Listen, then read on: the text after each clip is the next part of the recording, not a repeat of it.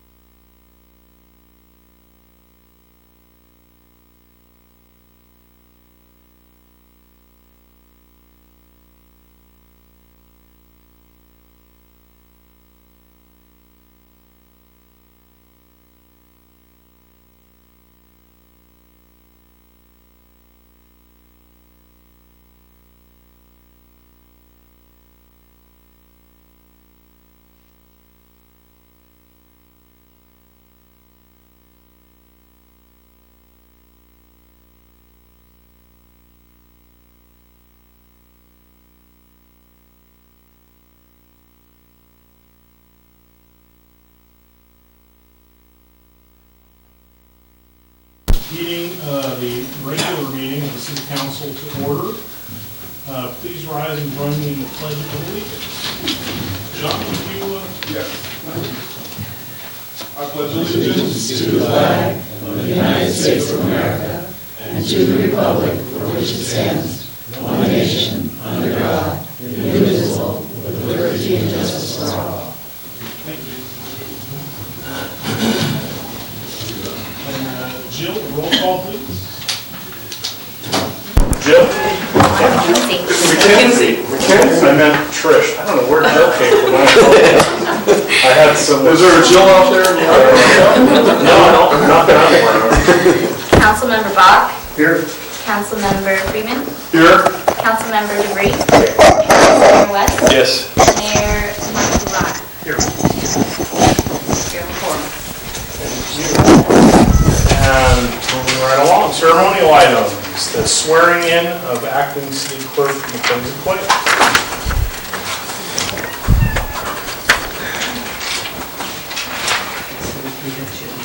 Oh. Okay. Raise your right hand. You repeat after me.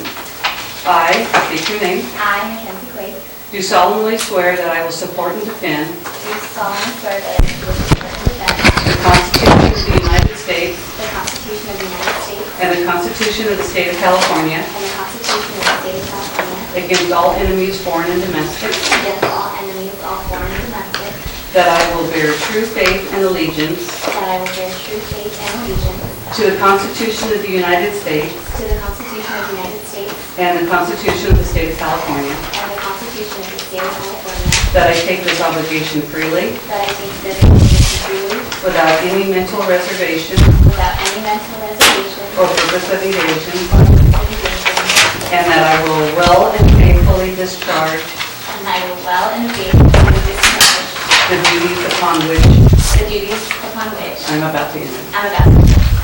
Congratulations. Thank you. Congratulations. It's a lot longer than I remember. Okay. Item 3, public comment.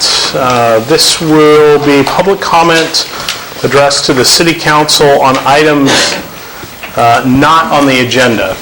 If you have comments on items that are on the agenda, we'd like to hold those until later in the meeting when those items come up. So, public comment on items not on the agenda. Hi, my name is Mandisa Snowdy, and I attended the Strategic Planning Committee a couple of weeks ago and let them know of changes in the State Board of Education, the 4th grade requirement for basically the Mission History Project. So there's been changes at the state level that are changing to include pre-Columbian history, and there's even, basically there's new curriculum being introduced at the 4th grade level, and I think that because of the importance of the requirement of the 4th grade field trip to continue to come to San Juan Bautista, that the city take some part in participating in a First Nations historic tour to tour complimentary to State Park, complimentary to the Mission tours that are happening now. So I've have a relationship and established a conversation with Jewel Gentry he's a missions coordinator, and is willing to make presentations to on behalf of the Archdiocese, and also Marcos from the State Park. And they're both wanting to engage in a conversation and potentially co-creating a First Nations historic tour to meet at a local level to meet the requirement changes in Sacramento. I'm bringing this up because I was concerned that maybe if we don't participate in this change, that the state requirement to direct the schools to a field trip here, that if they're somehow directed somewhere else because they are able to have pre-Columbian history that we're not offering, I think it could have a detrimental effect on our city. So I would really like to do anything that we can to keep the tours happening. So, Okay. thank you.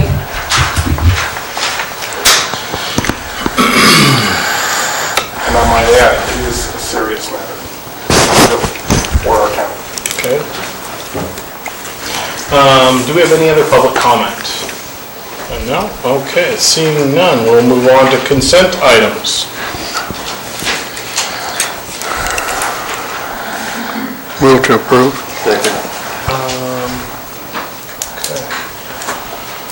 Okay. Roll call vote, please. Councilmember Bach, Yes. Councilmember Coonan, Yes. Councilmember DeVries, Yes. Vice Mayor West, Yes. Mayor Martin. Excuse me. What time are we tonight? Yeah. Who are we on? Aye. She couldn't pronounce her name. That's what Okay, it and is. did you catch who made the motion and seconded? I I think Tony made it, I seconded it. Okay. Okay. And number 5, presentations, informational items, and reports. Treasurer's We report. forgot to approve F, bands are high football. No, actually, we... Okay, I will tell you we did, right. Consent. Okay. Let's see, Chuck. Treasurer's report. Roger? Chuck's not here? He is not.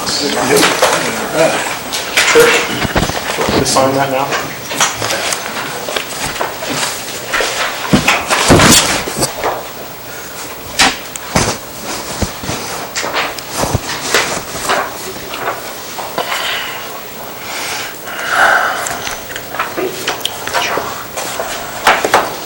Okay, the financial highlights is the general fund year-to-date fund balance is a positive of 374, as compared with a positive change in fund balance last year at the time was 263, so it's much improved and everything.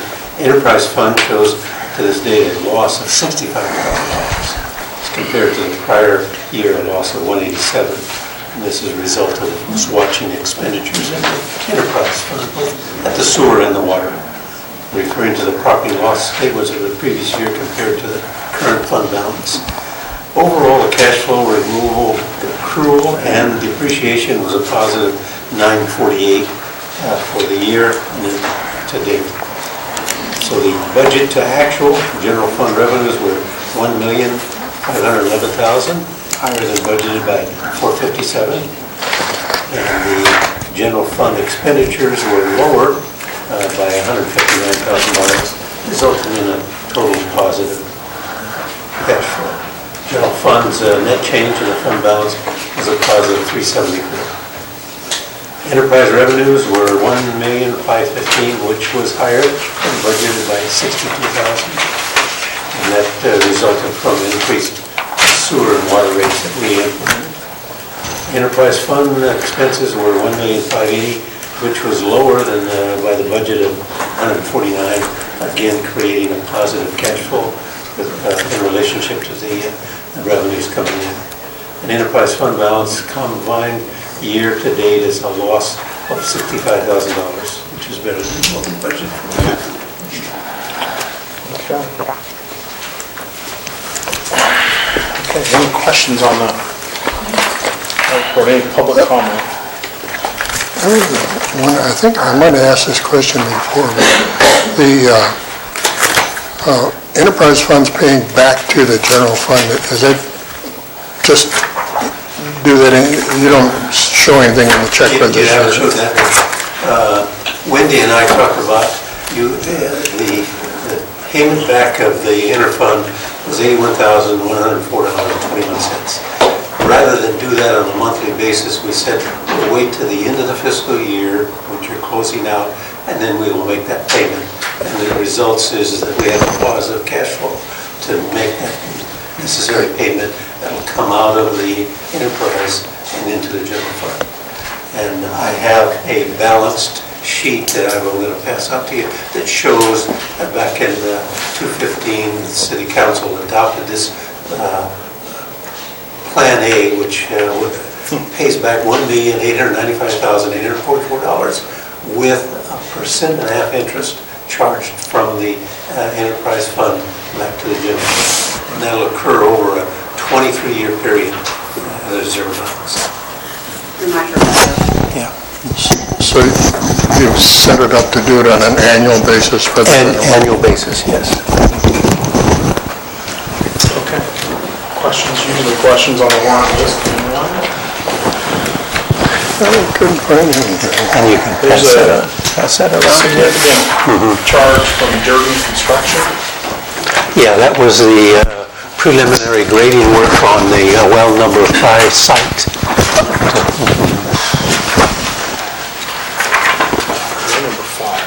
Well, number 5 is the new well that is going to be drilled on the Copperleaf subdivision. Okay, so we're being reimbursed for that at some point? Yes. Correct, okay. Good. We wanted to get it started so that we could drill the test well earlier, and then I'll get back into that in a few minutes, yeah. Okay. And I just passed out the summary of that so that you kind of know what the previous council done and the schedule that we did in Exhibit A. Right. Okay. Any questions on the financials? No? Any public comment? Do we need speaker cards? I have a public comment. For which? Okay, good. Okay, moving right along. Treasury report, we do not have a sheriff's report. We did receive a report from level 1. Any questions about the level 1 security report?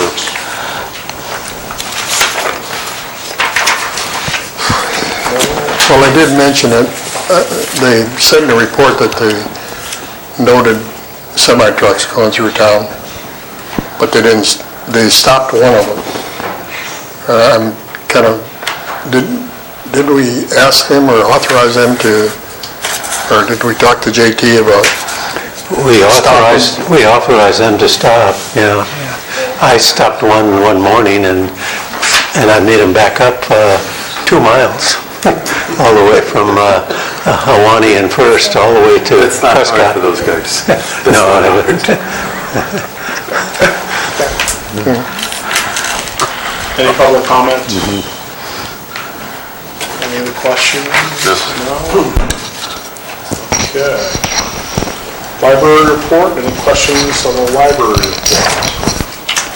Any public comment on the library report? Okay. Roger, the administrative report. Again, the Public Works, they've been continuing the weed abatement throughout the city and and trimming the trees around the Rudy Park. The Corporation Yard, we've been trying to reorganize that and get it there. We've had a lot of trash accumulated there and we're cleaning that up. I did have night lights. We ended up with maybe some stolen stuff out of the trucks. Somebody jumping the fence, and so we had a night light put up on the back end of the community center that'll give it a little bit of light so that the level one, when they're going by, can look in there to see if there's any activity. I think it's there. I did also had them do a mask arm up about 8 feet above Joe's office. It's not equipped yet, but it's a mask arm that's secured, and in this year's budget, we have some security cameras that we'll mount and then log it into a 24-hour recording device. That's anything happening in the evening, it'll pick up any activities in there.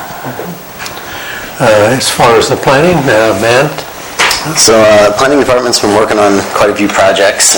The important ones from the last meeting that came up were modification of the conditional use permit for the 18th barrel right behind us here. They'd already gotten an approved conditional use permit, but it allowed them to get only a type 42 alcohol license, which is 21 and over, and they wanted to get a type 41, which allows families on the patio. So to do that, they have to install a fixed pizza oven, and so they wanted to get a modification to allow them to do that instead of just having food trucks come in. So that went before the Planning Commission, and it was approved on a 3-2 vote. We had a site and design review permit for 2 new mixed-use developments here in the empty lot for Pat Garrett, next to Ponzini Insulation there. And that was approved 4-0 with 1 person abstaining. And then we had a request for a use determination, which is going to come up later on your agenda, that was tabled until input was obtained from the city council, city attorney, and the marijuana forum, cannabis forum that was put on last week. I also have a few other projects going on with redoing the Adobe on Emily Renzel's place at 101 3rd Street. That one came for an informal project review, and then upon researching, once I got the application, it turned out that I could actually do it administratively. So I've gone ahead and gone through all those stuff in that 1106-120 of the code, and went ahead and issued her permit now, so now she can proceed to get the building permit to do the reconstructive work there on the replacing cement plaster with lime plaster, I believe it is, to restore it to its original white and the original materials. Also, Sean Fitzharris from Brewery 25 is working on getting into Larry Kane's property across from what we generally call the brewery building to put in a brewery there. They came and did an informal project review, and they're going to be coming back for site and design review at the next Planning Commission meeting. So we've been working on that, and then also we have a few secondary dwelling unit people interested in putting in secondary dwelling units right now, one of which will be on the next Planning Commission agenda.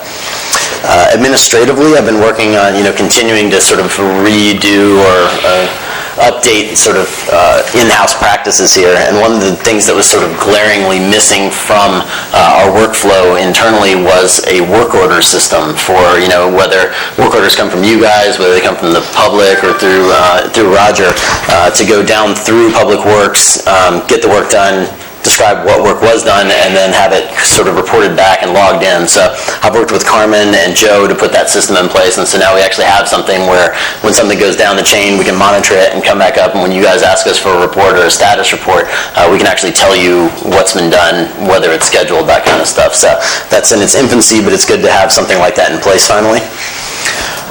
We've also finished with the second module of the iWork software, which was the building permits. We did the business licenses first, and then now we just finished the building permits. In addition, in here I said it wasn't finished yet, but now we actually are finished doing the data input for all of our existing building permits going back as far as we have them. Laura was nice enough to put in a lot of hours inputting that into a spreadsheet, and I just sent that off yesterday or the day before to get it input into the system. So hopefully one day when we log in this week or next week, we'll open up the program. There will be 800 permits there for us to have on file. And so now the last module that we're working on is the planning permits, which is a little more tricky because we don't generally print planning permits. So and there are many different kinds of planning permits. So I'm working right now to get that into a form that I can use that's not too much work, and that has something that can monitor when something is approved, have resolutions attached to it, or whether, like with Emily Renzel's property, if I write a letter that serves as the approval, I can save a copy in that file attached to it. So we're working through that right now. Question. Yeah. Particularly on new construction, but sometimes on major reconstructions, a lot of cities and various organizations literally hang the permit on the front door or on the front gate. Will this software be able to print that up so that when the designated inspector for plumbing, HVAC, framing makes his or her visit, they can sign the right line and all that type of good stuff? Yeah, so we used to have everything rolled into one because we had that carbon copy, triplicate form that we'd bang out on a typewriter, and you would just give them a copy of that to hang out at the site, and then another copy of the same thing to give to the inspector, and that's how you'd monitor it through the process. We don't have that carbon copy now, so I actually went through and created that inspection checkoff form that will serve as that temporary permit, and so now when Carmen issues it, she'll issue one to them and put one in Nick's box, who's doing the inspections, or Roger.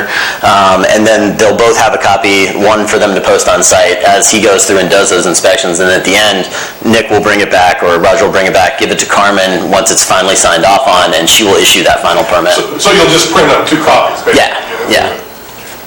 Question. How do you follow up to make sure that the conditions of the permit are complied with? Roger knows what I'm talking about. Yeah.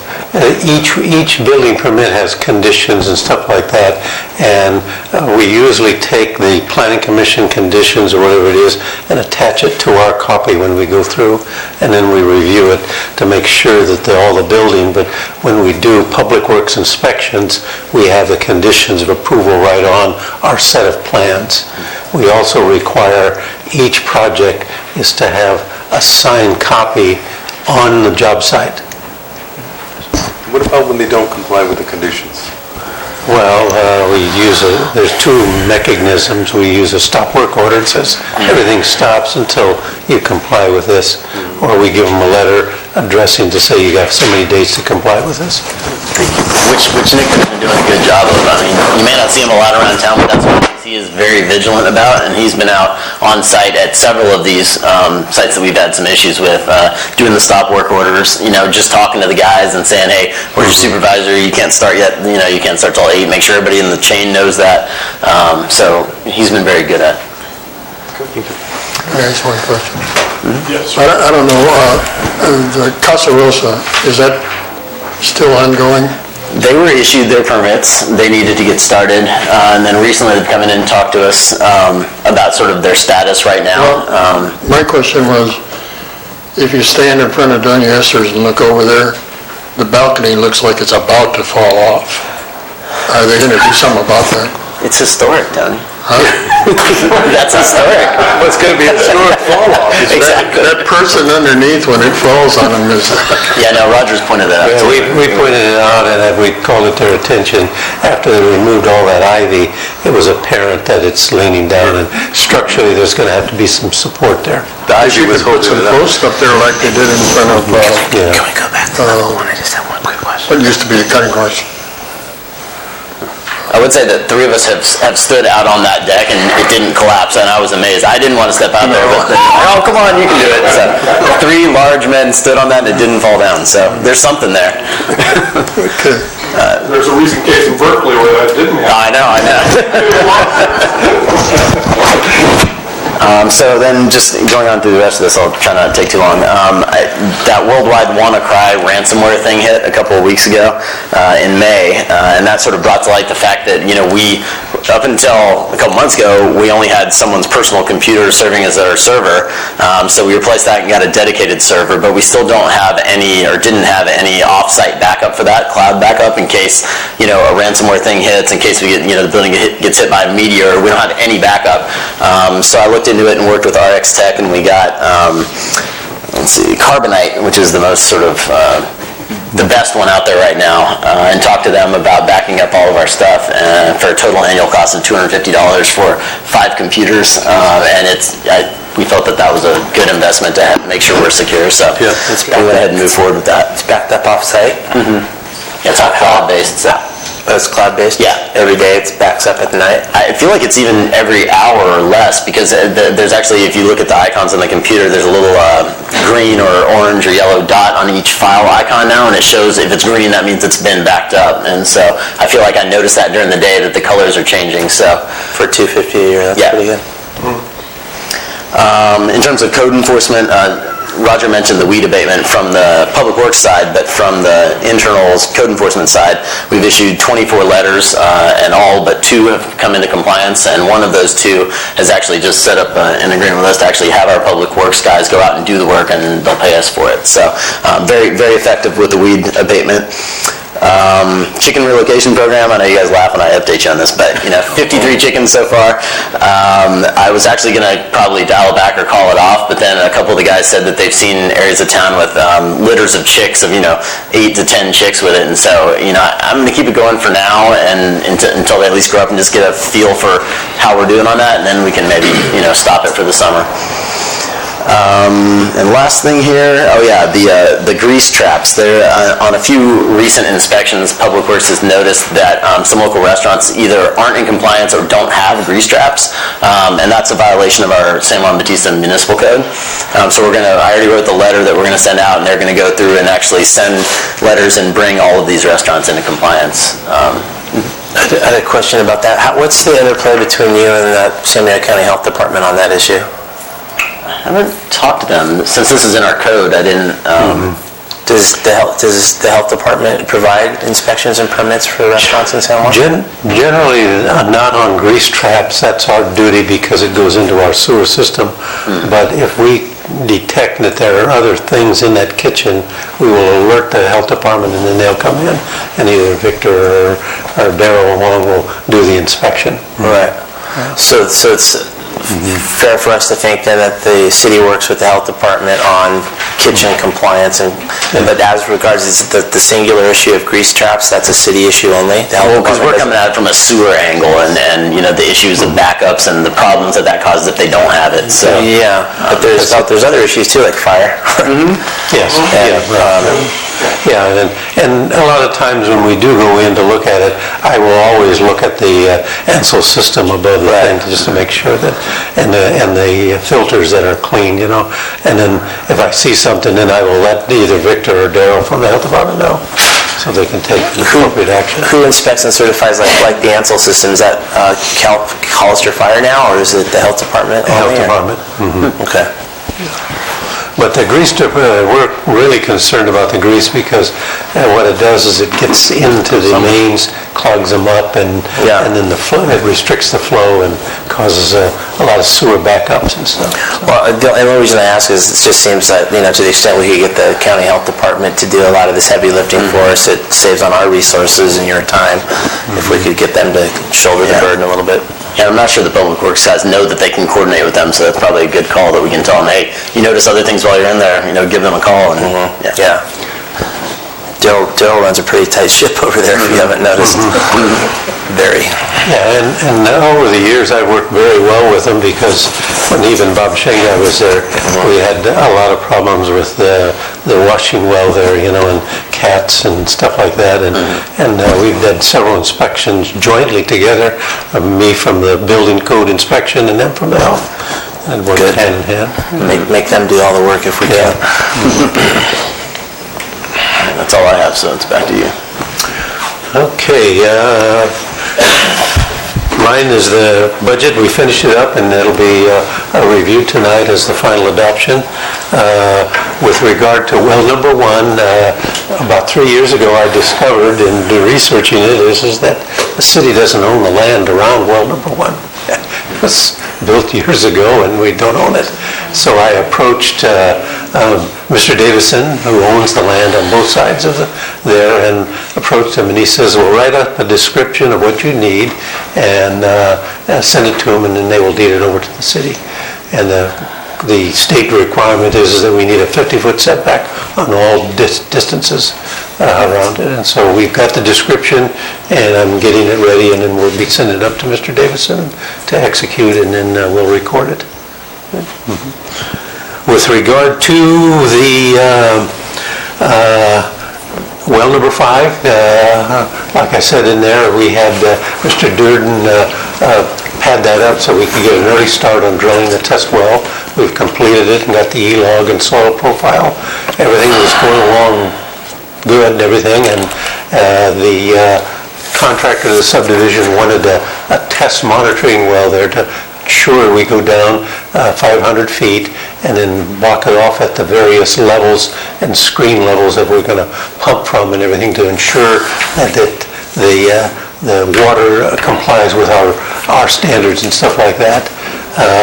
Everything was going along good, and we even met with Mr. Cope to interface with regard to purchasing his well in exchange for and swapping our 3/4 of an acre to a location next to his well, and then we would acquire that for our water treatment plant as well as the potential relocations for our corporation yard. And then we would relinquish the ownership of our 3/4 of an acre at the corner of Mission and San Juan Hollister Road. So it would be a swap of the thing. The only deviation is that I told him that I'd have to maintain a 15 by 35 foot spot where our existing sanitary sewer lift station is, and we'd have to put a fence around there. And so everything is going along good. This morning we met with them, and we got permission to take and test the water to make sure that it complies before we do any agreement and any investment to acquire the well and stuff like that. However, everything's been going along good, but the bad news is the nitrates has reared its ugly head again, and we're getting high nitrates in our well. And we met with Chris and Josh from Racewell, and they do the testing and everything, and all during the winter it was 4, 4.5, maybe at the most it was 4.8 or something like that. And just recently the groundwater has been rising significantly underneath our things, only about 68 foot deep, as well as Kurt Karasaki's in his Mission RV park, it started to artesian and push out, but yet we didn't see any water coming down the stream, so there's a lot of underflow there. And with the construction activities and stuff like that, our nitrates started to build up, and then all of a sudden we've seen 6.5 and then 7.2 and everything. The other morning we checked it and it was 9.2, and today we checked it early in the morning and it jumped up to 11. So we had to advise the state, drinking water standards, and they said that we should be sending out, and I'm going to pass this out and stuff like this. Laura Lyon suggested that we send out a notice advising that the nitrates exceeded the level 10. And so that's where we're at, and we will be implementing that. And what that does is it kind of gets us back into the same ballpark where pregnant women and women with children 6 months there should not be drinking the water, and we'll probably have to provide bottled water for them. And we're investigating that right now as to the cost. I think the last time we had this, I think we got it from Costco, and we had a number of cases. We also have our drinking filtering system and at the fire department over here, and tomorrow morning we're going to activate that and get that ready so then people can come in and utilize that. So we're back on restriction. On a restriction, yes. Yeah. How is this going to be then communicated? What's that communication plan? The communication is it will be, we talked about it now, as hand delivery, door to door, will be posted in there, and then we're going to get on the website and stuff like that, and everybody will be notified by letter eventually in their monthly utility bill. But right now, we're going to go door to door and in door hangers. Door hanger for the whole city? Yes. Okay, good. Letters weren't going to get there fast enough, so. Right. And this has all been vetted by the health department and the state in terms of content and health information. Yeah, we were monitoring it when it got up above 7, and they were concerned and everything, and just the last day or so, it just jumped right up from 7 all the way up to 9 to 11. So. Wow. Is that a ruptured septic in the area? No, we've checked all our lines. Our force mains is a brand new line. There's a tremendous amount of subterranean water, and I guess with different types of vibration, even Mr. Karasaki said that his drainage basin now is in the last 2 weeks has gone from almost empty right up to the top and limit. So there's a tremendous amount of water coming from the underground aquifers. And then we haven't pinpointed, and we haven't done geological surveys to determine what's taking place there. And it could be related to the San Andreas Fault, moving and shifting waters in it. And that's why we're going to test the Coke well, as well as our well number 3, which is on the east side of the San Andreas Fault. And then we're going to come on our side and do that monitoring well. We'll continue to test 2, and then we're going to go across the street south and test the Autoboni well, which is about 300 feet south of our well, to see just what the whole area and the dynamics is. Mayor, could you put your speaker? We're not getting that the sound. Okay, better? Is it on? Yeah, I can hear it. Supposed to be on? It's really low, yeah, good. There's a couple notches when you turn it down. There's a thing on his speaker in there, isn't there? You got to play with that. Yeah. Can you hear me now? Barely? It works. Okay, well, I don't know what to do. And last is that I'm finishing up the specifications. McCollum between 4th Street and San Antonio is really deteriorated, and I've got the plans drawn and everything. We're working on the specifications to go out to bid. We have it in this year's budget where we want to take the asphalt and excavate it, the base, put a new base in and compact it, and put a tensile fabric down below, and then put 4 inches of asphalt and then restripe it.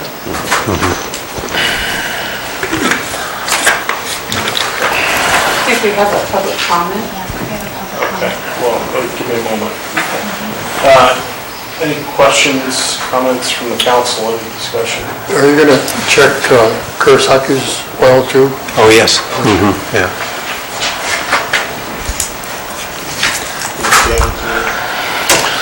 No, so I assume then that this Your copy?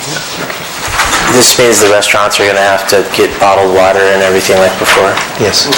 Man, we're going to hear it about that. Yeah.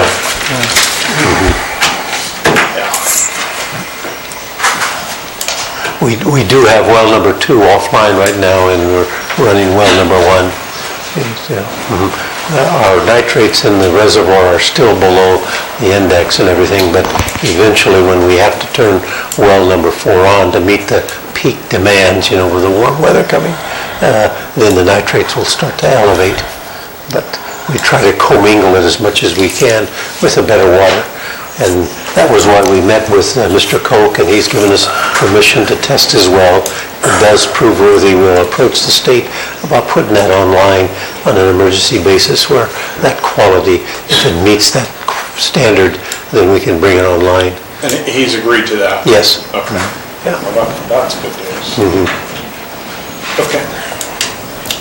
So I have a couple of comments. There's basically 4 reasons why nitrates are high in drinking water. Number 1, bears or other mammals pooping in the woods, okay, or broken sewer lines, whichever you prefer. Number 2, saltwater intrusion, which I don't think is the case here. Number 3, excessive fertilization or collection of fertilizers which are ammonia and nitrate bearing, which adds to the nitrate. And number 4, I forgot, but it doesn't matter. Those 3 are the main ones. I'm going to suggest that it might very well be the agricultural, and we'll have to go deeper on all of our wells. Yeah, and the specifications that we are approaching on well 5 is going down, we went down 497 feet, 500 feet. We're going to seal it to 225. And then Dale Koch's well, he sealed it to 225 also when he drilled it 4 years ago. So. And we've checked that for nitrates when our first problem arose at the last time, and it was always in the 7 to 11 category and the 45 scale. So Well below that. well below that, yeah. Okay. Okay, any more questions here of the council? We had a public comment, you said?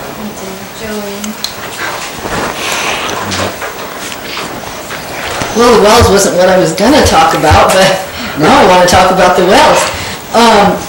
You said when we activate well 4, did you mean well 2? Okay, good. I'm glad. Well 4... Matt's agreeing that it's well 2 that we would activate. That's the one. Well 4 is now well 5, and when we activate well 5, that's the replacement of well 2. Yeah, but when, but you said when we later, we're only using 1 now, and later when we have to use well 4. Yeah. That would go, 4 was the original replacement for well 2. Oh, okay. Yeah. But we would be having to activate well 2 more than likely before we would be able to use well 4. Yes. Yeah. Yeah, I just wanted to clear that up, and I'm sorry to hear that the nitrates are high. And I don't know if the activity over there has anything to do with it, and as you mentioned, you don't really know either.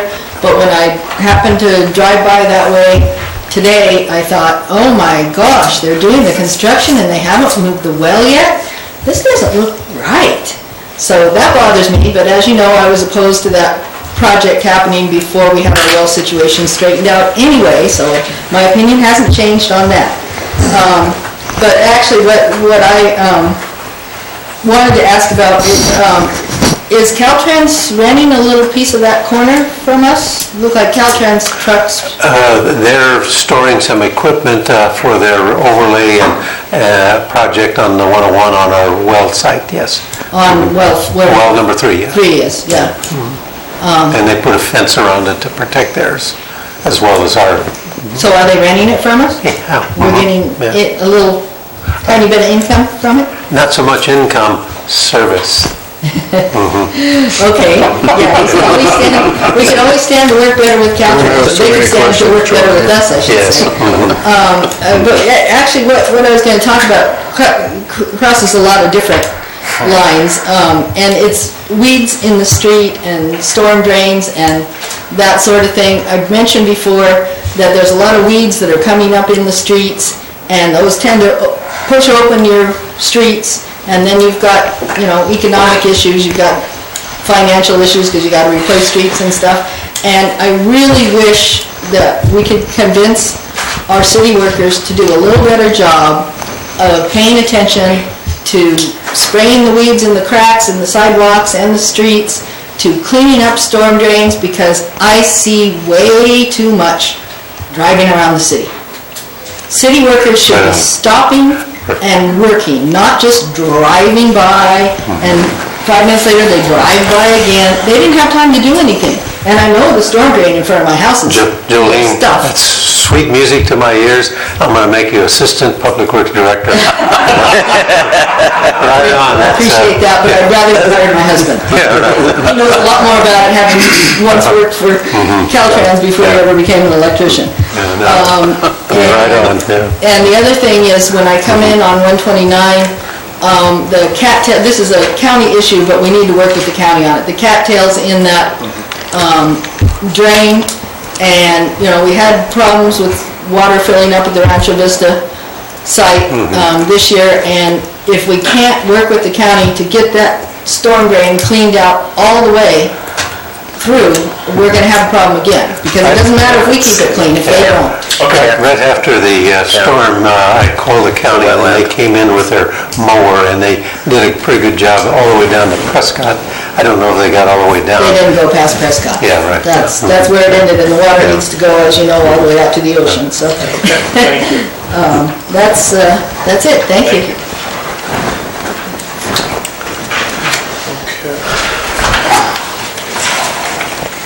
Councilmember DeVries would like to go back to the level 1 security report. I believe you had a question. Just a real quick follow-up, thank you. I know this is out of order.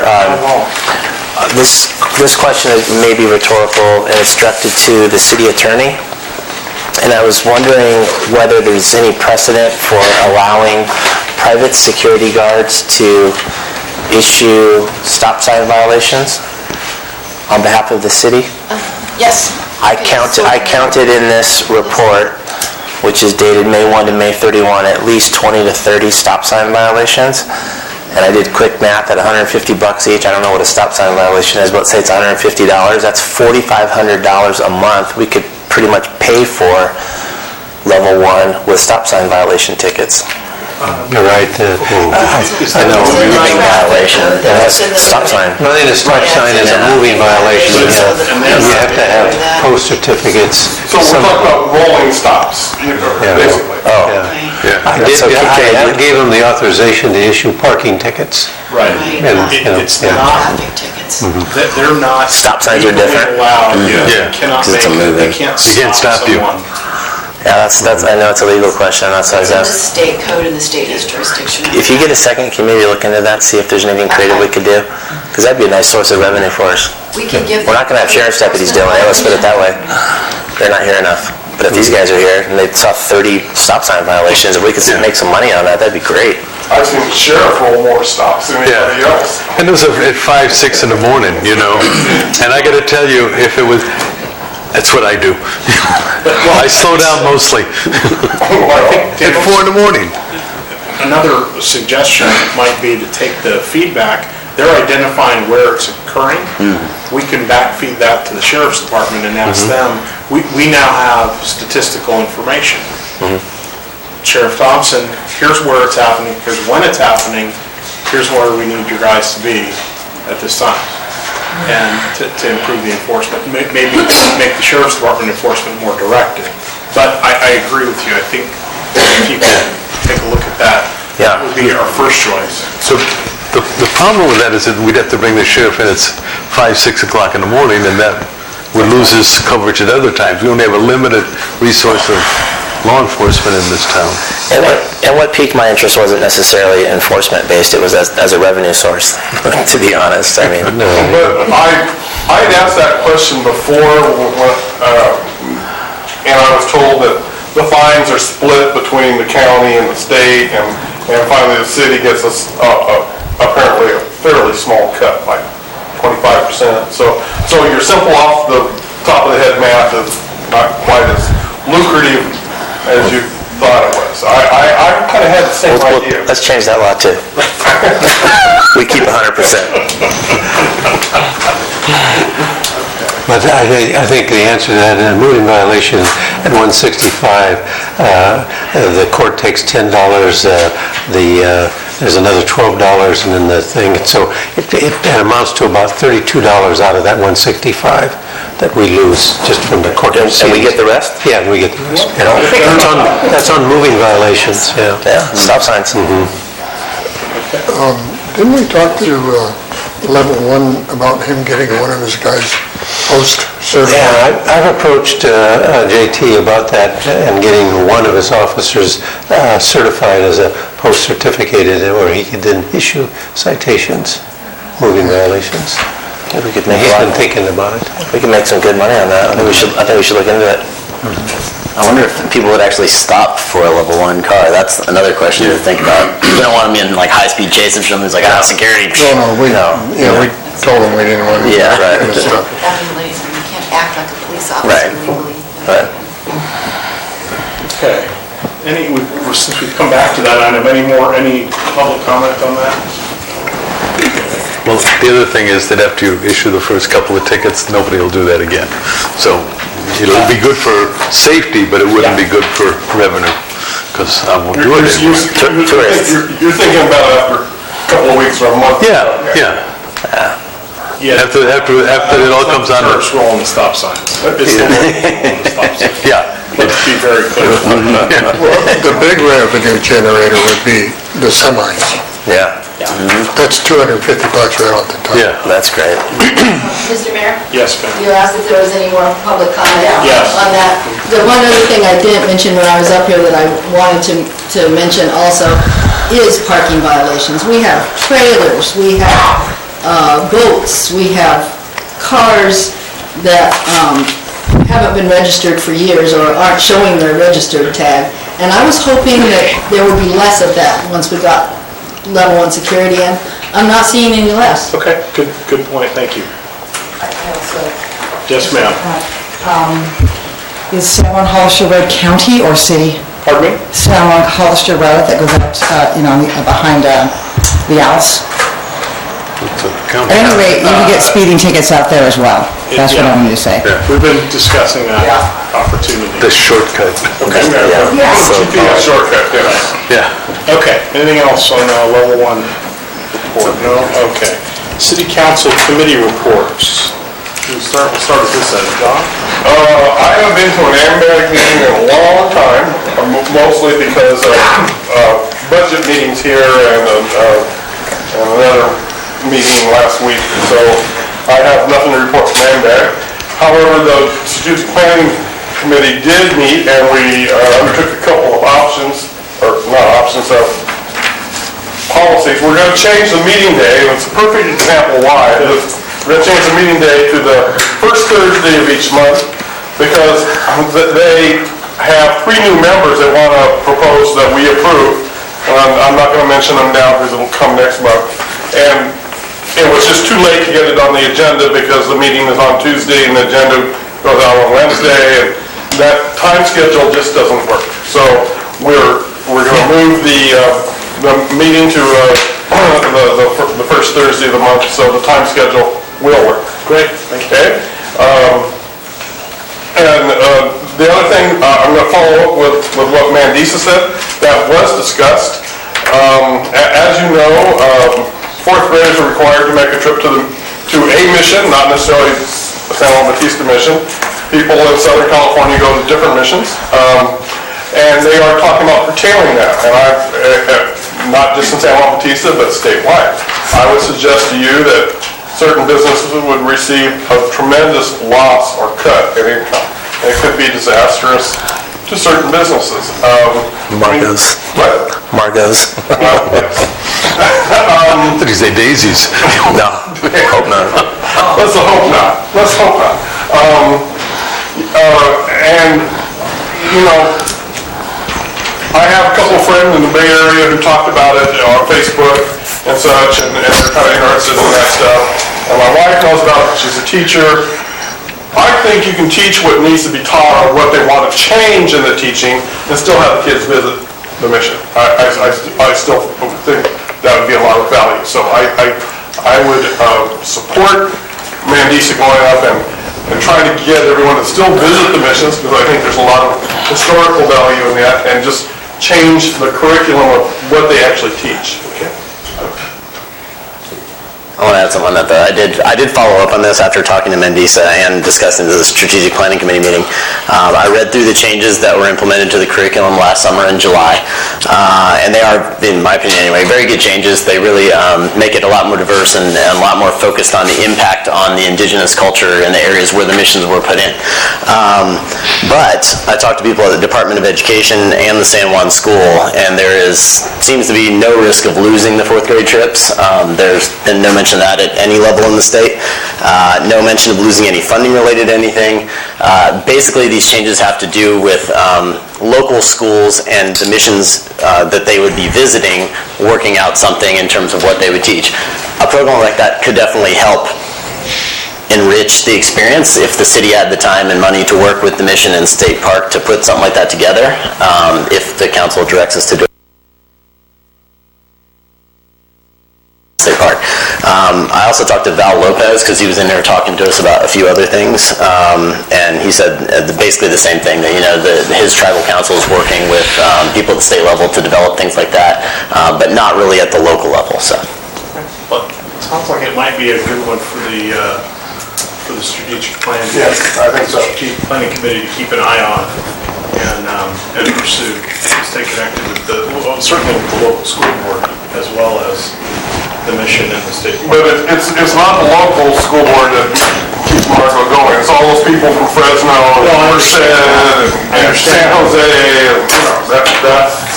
But John, they're the ones that are connected and can provide us the background and the information so that we can communicate out beyond, rather than trying to communicate with Fresno. Okay. Any other reports that cover it? Yeah, that covers it from my end. Tony, do you have any reports? Okay, COG, so make everybody happy. 156 improvement project is going to start in 2019. They have made one change. They're putting a roundabout at Bixby Road. And Roger, I'm tired of beating my head against the wall as far as the roundabout at Union Road. I mean, they won't talk about it, but they are putting one at Bixby Road. So is this on the frontage or on the main? On the main road. Okay. And, well, what they're going to do is they're going to eliminate, I'm not sure about the number, but I think it was 17 places you could get onto 156. And they're eliminating all but 3 of those, and like Bixby will be people from Lucy Brown and Olympia, all that.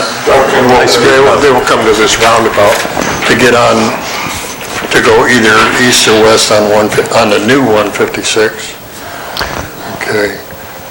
More important, and I attended that meeting, and I was really taken back by the lack of the county protesting it, because that roundabout is only going to increase the truck traffic coming out of earthbound and Trueleaf and coming down San Justo, turning on Bixby and coming out there. And right now Bixby is totally inadequate.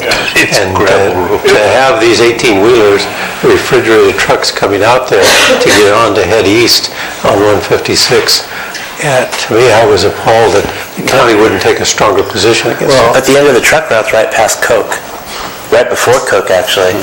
DL used to always complain about that. But you see the trucks that come out of Lucy? Well, I know, but they could all be ticketed, though. I know, yeah. They're not supposed to go that way at all.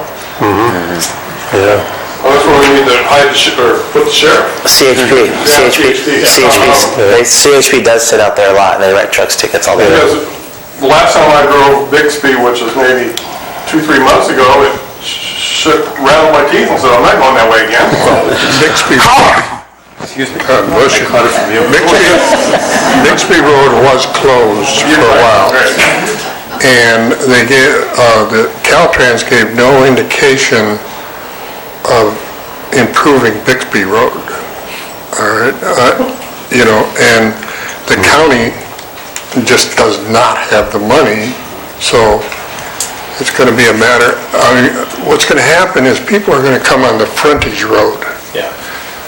to get onto 156, either east or west. They're going to come down the frontage road, and as they said, it's going to be a nice drag strip from Lucy Brown down to Bixby,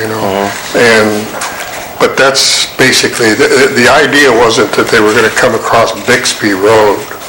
It's off of the frontage road. And then as far as funding,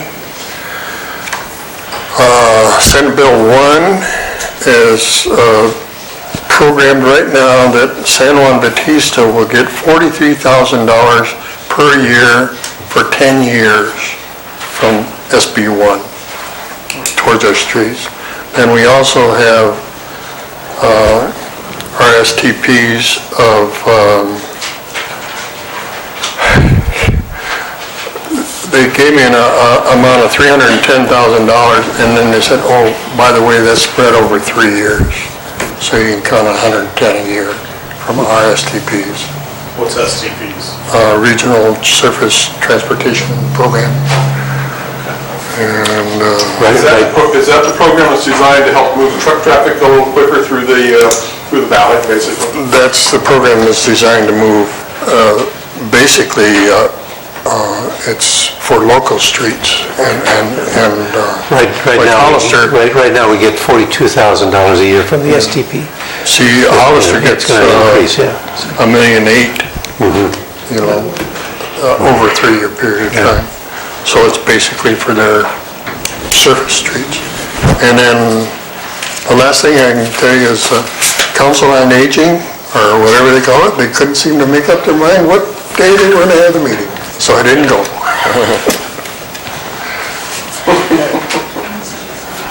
Member DeVries.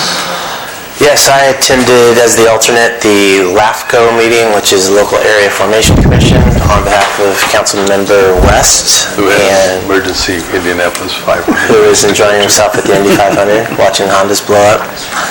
And the conversation, the entire LAFCO meeting really doesn't concern District 2 or San Juan Bautista for that matter. It was just just about an area of the county called Southside Road.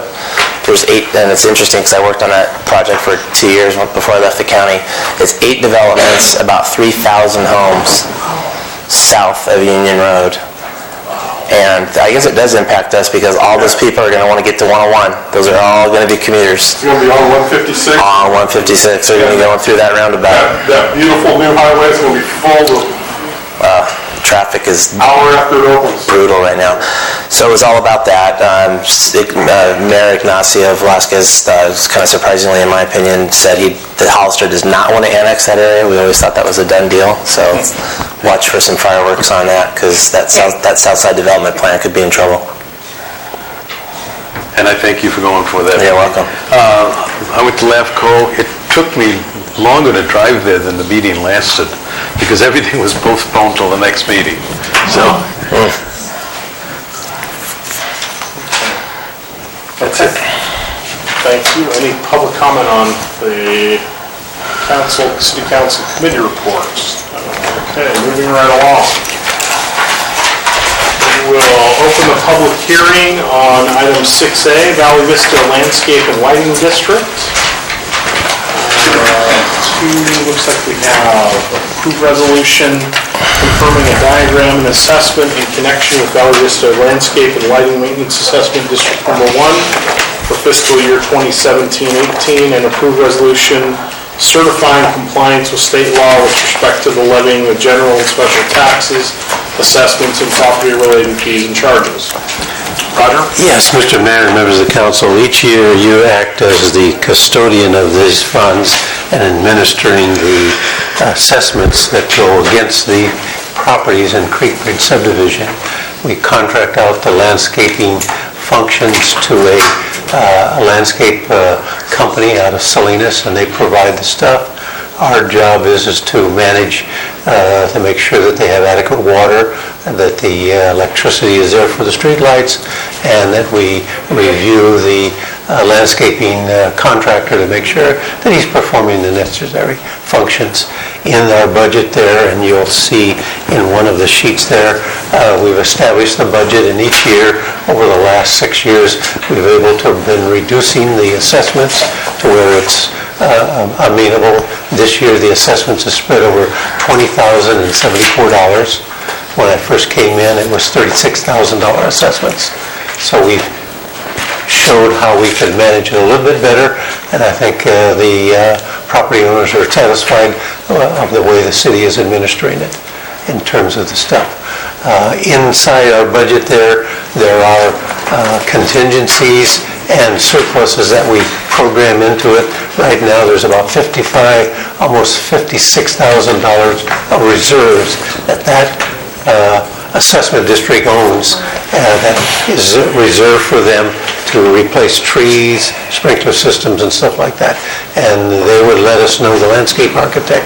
This year was the first time since I've been involved in it where they're saying is that they have to do some improvements on the sprinkler systems, and they gave them a bid. They gave us a bid, and we authorized the expenditure of about $1,800. So. Okay. One minor question. Yes, sir. Does the landscaping district, does that include the lift stations at that curve in the road? I forget the name of that street, Awani. Awani, no. No, it does not. Okay, so that's just operated by the city on a company? Yeah, it's an oversight on, I think, the administration at that time where they should have put an assessment there.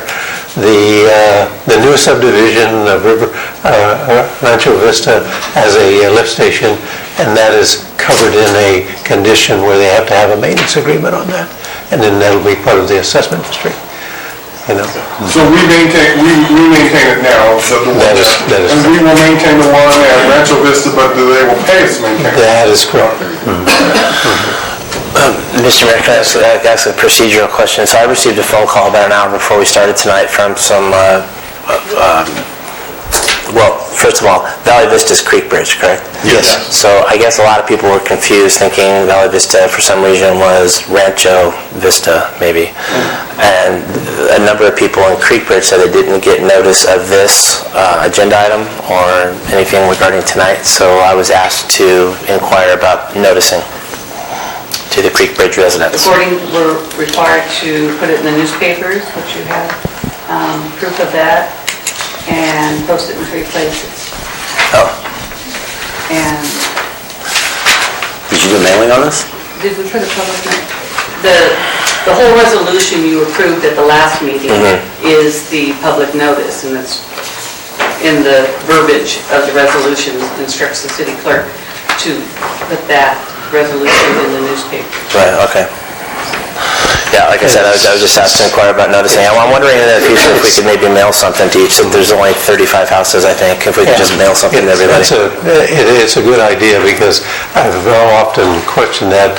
About 3 years ago, I sent individual notices to all property owners and asked for them to meet me here because I was changing the way we were doing the assessment to save them money. Yeah. And I put forth there where if they wanted to change the duties of the landscaping contractor to where they would maintain their front parking strip, then it would reduce it significantly. The majority of them said, no, we'd like to keep it the way it is. And so, but it was refreshing to get their input over it and everything, and probably we should do that every year, is to send out a notice and have them come to the hearings. I think so. Do we have any, I see a couple of folks from Creek Bridge. How many, raise the hands, who's from Creek Bridge that's in the audience? Okay. Do you think we should table this till the next meeting? Is it that big an issue, or? I don't know. Just an opinion. Yeah, I think just based on the fact that I got phone calls, and it may be, and I don't know if there's a downside to continuing the month just to be beyond reproach. The assessments need to be at the county by, I'm thinking the first week of August. So we have time next month. So I think July. Here on that side. Yeah, I'd rather err on that side too. Would you guys agree? Should we table this, or is it not a non-issue? We're just concerned that your neighbors may not know about tonight. Right, and actually, that's why we're here. We were called by the neighbors and said, could you attend for us, Okay. because we didn't know. Okay. So I Okay. think that it would be prudent to Okay. have the notification, and it absolutely helped, because that particular neighborhood, they are active, and Yeah. they would be if they knew what was going on. Sure. Unfortunately, I know that we depend on the online with 3 notices. Sure. But really, realistically, notices help. And on our end of the street, there is minimal noise and some dust, but nothing disruptive. I don't know about the other end of the street. Okay, thank But I you. think if you table it, they will attend. Okay, so, it sounds like that's, anybody have a problem with that? And thank you for considering. Sure. You're welcome. I know, I'm glad that came up. You guys comfortable with that, tabling this till the next meeting? Yeah. It happens every year, and they should be aware of it. And you want us to do a mailing? Yeah, I'd rather hear it that way than... I think that would be the best way. And can we change the name of this assessment district? Yeah. I mean, clearly it's a problem, because it was a problem I don't the last 2 years. I don't think you can, yeah. Okay. You That- have to have a vote. Maybe you can put exactly parentheses, Valley Vista, open paren, Creek Bridge, close Excuse me, friend. Deborah, who would need to vote on that? The property Property owners. Okay, so we could ask them. Assessment. Yeah, ask them. Okay, that's fine. Yeah. It's essentially a PUD, isn't it? Well, an agreement, It's an assessment district, and it's under the Landscaping and Lighting Act. Okay, okay. Yeah. Seems like that would be a good idea, because it's now, I think, this is the 3rd year it's been an issue. Oh, really? So we obviously need to do something different. And we're gonna have to do it again with the other 2 divisions coming out. And the other 3 subdivisions all have Understood. the landscaping and lighting requirements.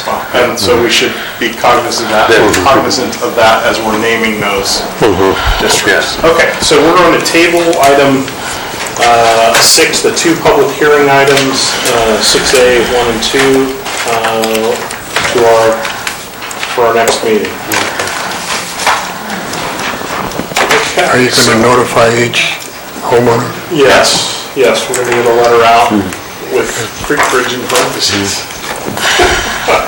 I would say that about 1/6 of those people are new homeowners too, because I went through and updated the list, so there are quite a So few we got new owners there. Oh, that's a good idea Yeah. then, we'll get some activity then. That's good. Thank you guys for the input. Action items. Item 7A, consider petition for annexation, Chalmer Raymer. We've seen Yes, that. yeah, Mr. Mayor and members of the council, the Ramers who own property in the city as well as property on Mission Vineyard Road has requested a petition to annex to the city.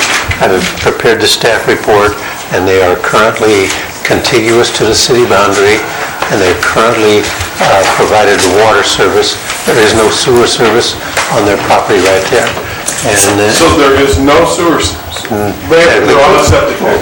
yeah, they're on a septic tank. The closest sewer system would be our lift station that's located on San Juan Hollister Road.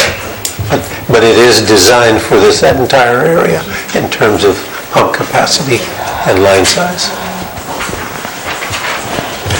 And so I will refer to Jackie Raymer. Then Roger. Yes. Members of the San Juan Bautista City Council and members of the audience, I am Jacqueline Raymer, and my husband is Chalmer Raymer.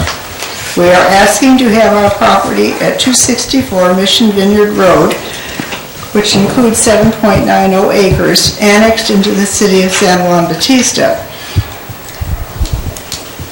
Due to the adjoining property being taken into the city, our property is now eligible to petition for annexation. We are within the city sphere of influence, and our only source of water is from the city of San Juan Bautista. We have considered for many years hoping to be annexed into the city if events occurred to make it possible. My husband and I are requesting annexation at this time due to estate planning. We are eventually hoping to build a house so that a member or child of our family can be near to help us continue to live in our home. And we also have 4 children and would like to leave each of them a portion of the property. We moved to San Juan Bautista in the early 70s and lived here until 1988 when we moved out to our home on Mission Vineyard Road. During the time we lived in town, Chalmers served on the Planning Commission for about 10 years and retired when we moved out of the city limits. He belonged to the San Juan Service Club and was chairman when the rock wall was built at the Mission. He served on the Boy Scout Council for several years and helped with Little League baseball teams. He holds life membership in the local VFW and is a World War II veteran.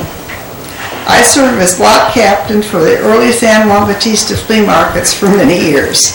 Volunteered Sundays during the San Juan Bautista Fiesta Rodeo, helping with the financial transactions at the time of the event. I served on the San Juan Bautista Bicentennial celebration and was in charge of ticket sales. I am a life member of the VFW Auxiliary and continue to be a member of the San Juan Bautista Library Auxiliary. Our children and grandchildren have attended and graduated from San Juan schools. We have tried to be contributing members of the community and look forward to have our property annexed into the city so that we will be, again, contributing residents of the city of San Juan Bautista. Thank you. Thank you. Questions or any? I have a bunch, but Sure. now? Go ahead. Okay. Thank you, ma'am, for your comments. Because when I read the staff report and the stated reason for estate planning, the first question that came to my mind was, what is it that you could accomplish from an estate planning perspective, being a part of the city, that you could not accomplish being now county? But I think I know the answer. Because the county's density for that land is 1 unit and 5 acres. Yes. So that would only, and so it's a 7-acre parcel, so it'd be 1 and 2. Although the county does have a secondary senior unit ordinance, so you could have a secondary unit in relation to the primary unit for a caretaker and so forth. But you have a mind to annex this property into the city so you can subdivide it into 4 or 5 parcels. So you want to annex it to do a subdivision, is that right? I beg your pardon? You want to annex this property into the city so that you can do a subdivision that you wouldn't be allowed to do with the county? Yes. Okay.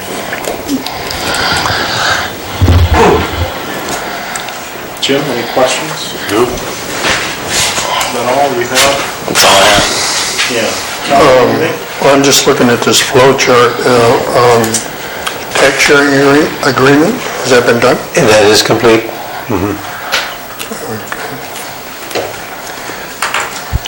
Each annexation begins at the council level, where you will review the application, the petition, and they make the determination, can you provide service to the property?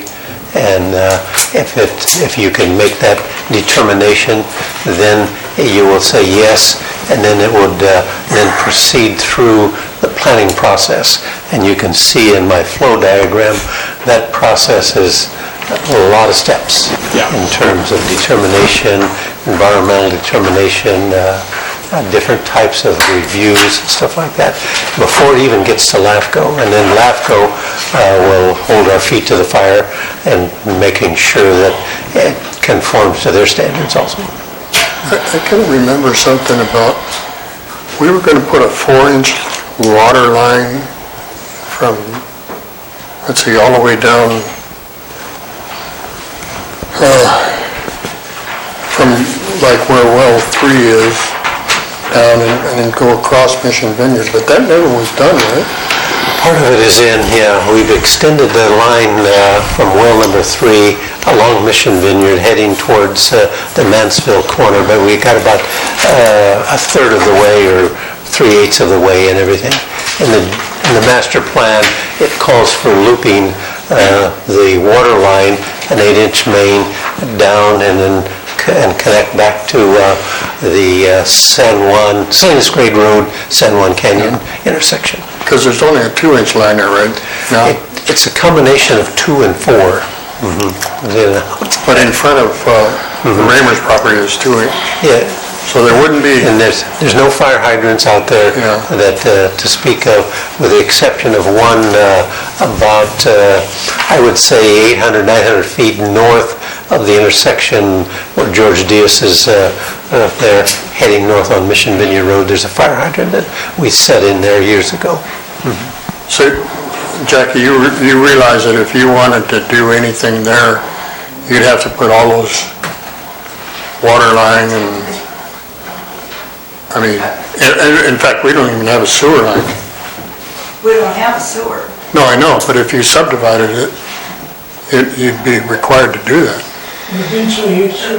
That could be in the future. There's no... Okay, well, as long as you know, we don't have the money to extend the water and sewer line down to your... The water is already past our house all the way Yeah, across. but the line you have there would not... Are you saying that we would have to put 4-inch all the way round, or just Well, on our property? No, I'm saying if and when you ever decide to subdivide it, you're going to have adequate water.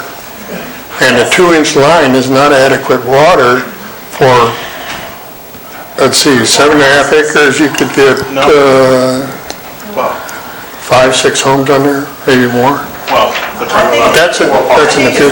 Yeah. Yeah, well, no, I just want to make sure that, No, we're not, we're not going to run a water line down there. yeah, we know that. So I have a couple of questions. First of all, we're talking about size of water lines, so can I ask, are the Manfields and the Amosel Mushroom, do they work off that same water line presently? Yes, Okay. Yeah, so, it's all the way around. Okay, All okay. on San Juan water. so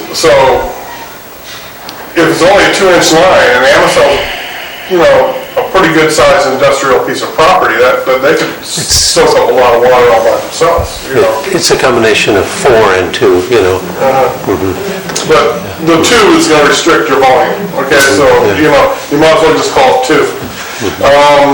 And then I have a few other questions that really have nothing to do with the Marine Corps. I'm sure they sound like people I'd really like to know and meet. But, I recently learned that our impact fees for new homes are really quite abysmal. And so before this councilman votes on any new homes or anything like that, I'd like to see our impact fees raised to the equal level of Hollister or the County of San Benito. We're just leaving too much money on the table. And this has nothing to do with it, but we're just leaving our impact fees are exactly half of what the city of Hollister says. So you want to build a new library, you want to build a new wing on a school, let's get it up to where it should be. Okay, I realize it requires a nexus, I realize it requires a study. Perhaps we can dovetail on Hollister studies on how they got their impact fees of $57,000 per unit. So ours are 27. That's less than half. So I have a fiduciary duty to the city, and I'm going to exercise that by not voting for any new housing until we get our impact fees up level with the city of Hollister's. Well, I think the point is here, they're not asking for housing. I know. But we're creating an obligation on our part. That's correct. By doing this. So I have a couple of questions as well. Currently, they're on city water. If this moved forward and was allowed to subdivide, are we responsible to bring sewer to them? How does that work? Talk to me about how sewer gets there. Most of the time and everything, the developer is responsible to extend the utilities to their property. And we can require that happen before Yeah. subdivision happens, or as part of the subdivision agreement, something like that. It's part of the development conditions. Okay. Yeah. And that's not a problem that it's fewer than 5 units And in situations... out there.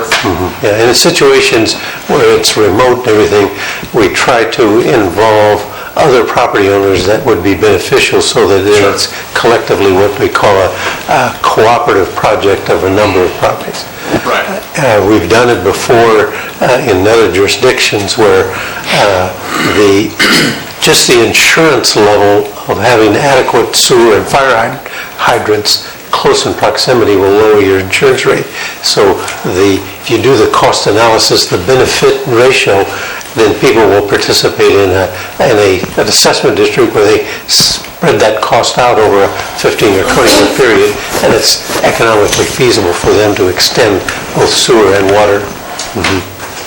And the fire hydrant's been mentioned a couple of times. That would be a requirement as well, would it not? Yeah, absolutely. You try to maintain an interval of 3 to 350 foot intervals of fire hydrants just for minimum protection, and that's standard. And how big a line? That requires a much bigger line. Yeah. In our master plan, we had that loop going around the Mission Vineyard as an 8-inch main. Okay, so we're talking about an 8-inch main plus a sewer main, fire hydrant. This is a lot of infrastructure that would need to happen. Yeah. Okay. Any other questions, comments from the council? We double impact fees, we might be able to afford that. Okay. No, you make the development. Do we have any public comment on this item?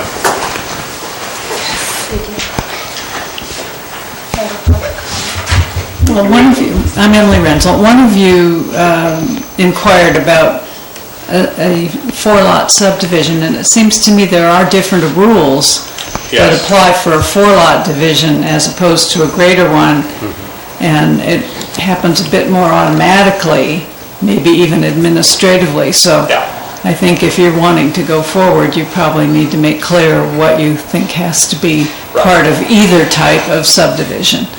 Thank you. Well, and I think to clarify that is a 4-lot is under the subdivision map act is a minor subdivision, and 5 lots or more is under the subdivision map act as a major subdivision. From the city standpoint, there is no difference in conditions of approval of the minor to the major. It's identical.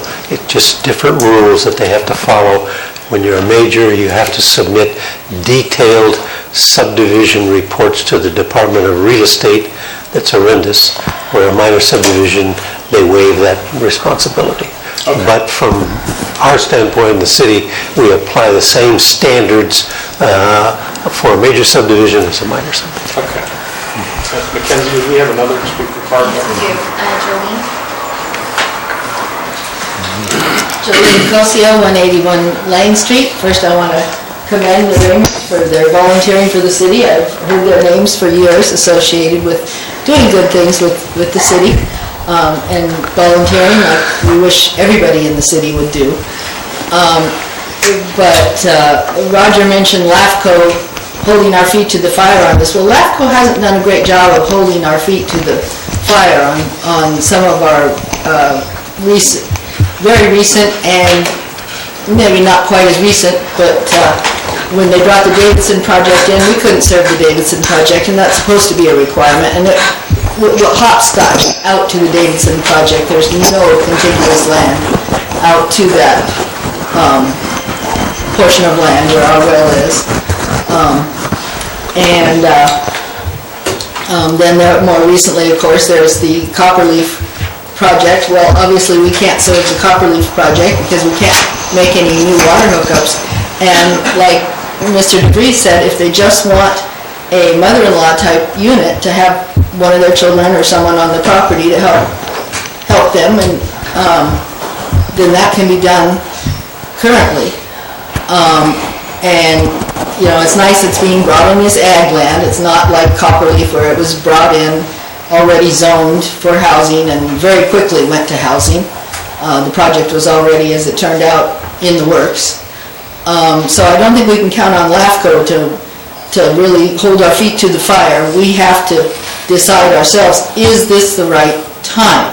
And I understand it's the right time for the Ramers. I'm not sure it's the right time for the city when we aren't allowed any new water hookups as it is. And even though it does back up to a property that's in the city limits, that street in front of their house is not in the city limits. And it almost seems like hopscotching to me. Okay, thank you. Can I ask you, when you took the property in back of us into the city, weren't all these questions brought up then and answered then? Relative to that property, yes, they were discussed, yes. Well, you're talking about sewers. There's sewers there? Yes. And Sewer line, existing sewer lines there. Yes. I think probably within the next 10 years, there's a lot of other property in that area that was going to want to be in the city. The Audubonys, they're older than we are. There's some other people that I know would be very interested. And if we approved, I'm sure you would get more. I think you could probably get sewer all around.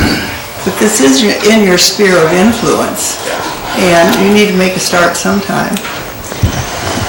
I think one of the things you're facing here is a fairly high degree of dissatisfaction with one of the recent annexations, with one of the recent annexations, and the consequences of that. I don't know much about it except that... Yeah, I understand, and I think that's the timing's probably not great, because I think there's a lot of, I for one feel that we have to be very cautious in considering annexations at this point. I look at it and I see that it's zoned for agriculture, but if we're going to take it in as an approximately 8-acre agricultural parcel with the intent to split it up, now we're talking about changes there to the zoning that we really haven't considered. I mean, this is really our first opportunity to hear about it and understand what the intention is. I'd love to see what the plan is. How would you subdivide it? What would that look like? We just divide it half and then half. Okay, that doesn't give any access to the back parcels. Yes, it would. Then we'd have a road put in, or that would be... So there would have to that would be donated, yes. You have to, we understand these problems. Right. My husband's on the planning commission. Sure. Understands. Right. Understand some of them. But we're not in any, there's no rush. It's just that we would like to be able to plan some things. Sure. Okay. Jim, did you... Yeah, I don't have the problem that you have with it. They need to put it into 4 units, legal units, so that they can give it to their children. Yeah. And being close to that age myself, I can understand why they would want to do that. The ultimate subdivision will come in, they're not going to pay for it, the kids are going to pay for it as they work it out. So it's annexed, it's in a sphere, it's adjacent to city property, I have no problem annexing it. Okay. I do find it interesting, if you look at this map, and that's 5-acre zone out there. Sorry? That's 5-acre zone out there, and you got all these, there's 1, 2, 3, 4, 5, 6. Yeah. 6 that are 1 acre, or approximately 1 acre. So somehow,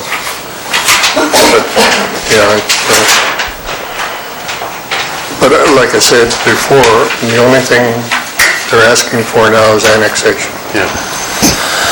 And it might be up to somebody in the future to decide, either at the planning commission or council level as to what's going to happen there. But hopefully not in my time. Okay. Any other public comment? Any other discussion? Dale, did you want to? I asked some questions at the beginning, but I didn't really weigh in on how I feel about the project. And it's hard for me to do so, especially with such notable citizens as the Chalmers and World War II veteran, no less. Man, it's hard. But I have to kind of block that out and look at the application on its face. And I'm adamantly opposed against annexing this property to the city of San Juan Bautista for purposes of a future subdivision. I think it's the wrong place for a subdivision. I think that it's prime ag. I'm not in favor, as you all know, of converting prime ag ground into housing. I think it is the definition of urban sprawl. It's not contiguous to any other housing that's going on there, and I think we have to be mindful of that in terms of the objectives of the family to build a secondary unit for caretaking purposes. All of those goals and desires can be accomplished through the county in spades. I'm sure that the county would fast-track something like that. Might even be administrative approval, or they have to get planning commission approval, but it wouldn't be hard at all. So as to annexing this property with an eye towards the future subdivision out there, I'm opposed. Okay. Any questions? Opposed to anything until we get our feet up. Got it. So, we have a resolution before us. We have a motion, or are we going to set this aside, table this? My sense is, well, I guess we're not tabling it. We're not going to table it. We're at this point. Do we have a motion? I'd make a motion that we would annex the property. Yes, go ahead. Where is it? I can't find it. It's 7B. No? I'm sorry. I don't. We don't. I apologize. There is. So there is no resolution. There is no there. So what is it? What's the action? Decision, the action you take is, you say, yes, you can serve, let's go forward, and you refer to the planning commission. No, you can't serve it adequately, and it's too premature. You'd say, no, we can't serve it adequately. You make that determination, and then the petition is put and denied for the time being until its adequate services is made available. Okay. Then my motion would be to approve it because there's adequate services. I'll second that. Okay. Trish, or Kenzie, excuse me. Roll call vote. Councilmember Bach? Yes. Councilmember Freeman? No. Councilmember Bree? No. Vice Mayor West? Yes. And Mayor Marshall Ryan? No. Okay. So the motion dies.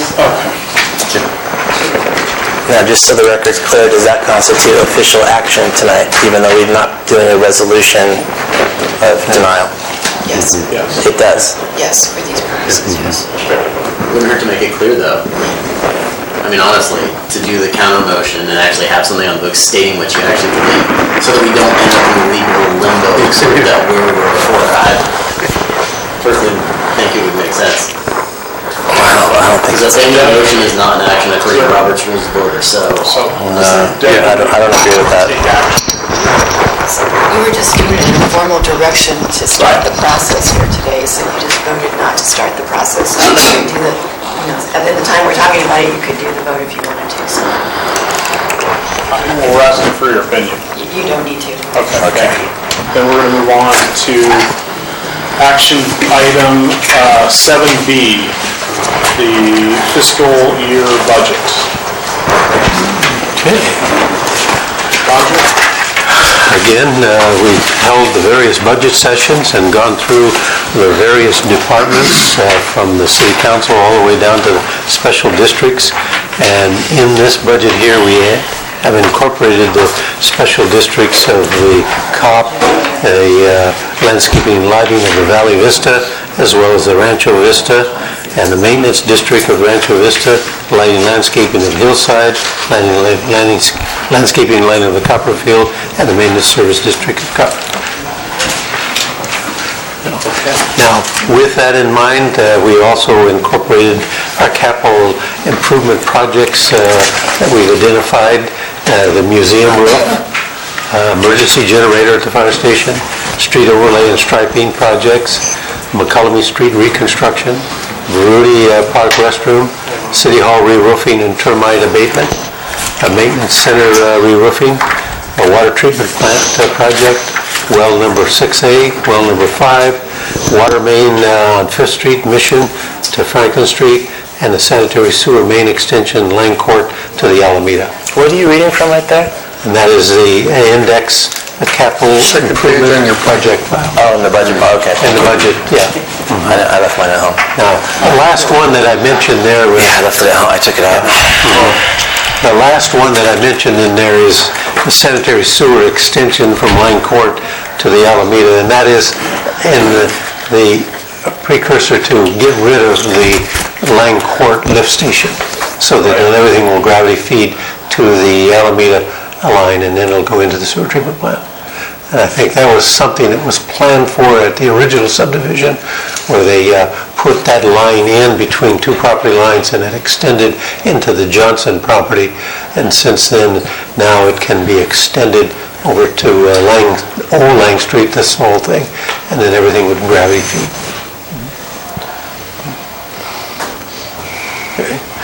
And then with the next item in the budget is just a summary of the thing.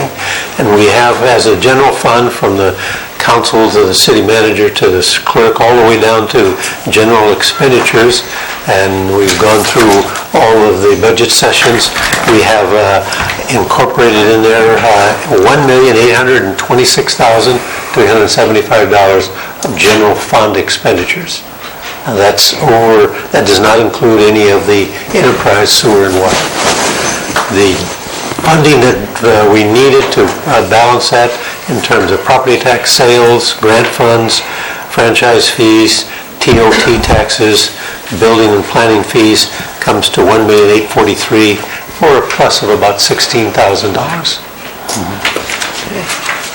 Our capital improvement projects, as I mentioned before, we've identified some budget figures there, and it comes to $1,814,000. Now, inside the capital asset, you remember we set aside that several years ago where we're planning for the future. A new fire engine is going to cost $500,000. This year, I bumped the capital improvement up to $117,000.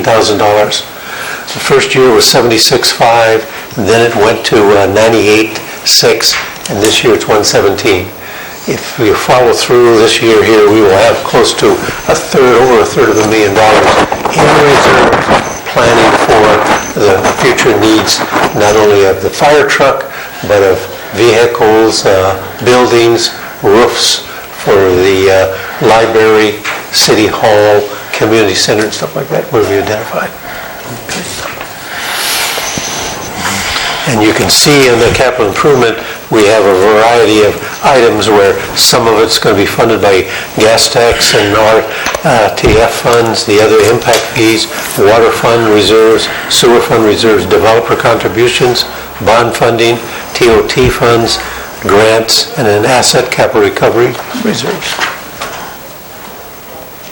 And this year we have incorporated into our budget $35,000 in budget 45 for a grant writer, and hopefully that will be very beneficial to tapping some of the grants.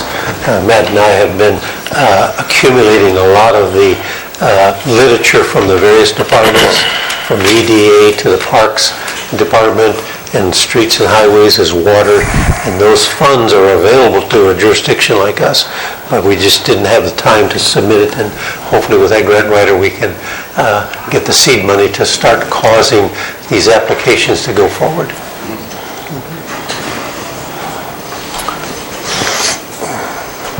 In the enterprise, we have a budget in the water of $1,030,000 and the sewer of $773,000 for a total of $1,803,000. Our revenue projections are, according to the thing, is $2,125,000. So that comes to a plus of $321,000. Now, part of that is misleading because, as you recall, we refinanced our 208 bond indebtedness, and we replaced it with a fixed rate 3.2% loan over the next 29 years, and that was a savings of approximately $130,000 or $40,000 a year, and throughout the life of that thing, this will And in that bond financing, we lumped $400,000 into that to pay for the water treatment plant. And we will be taxing that and asking that to come out of the bond funds to help support and complete the water pellet plant.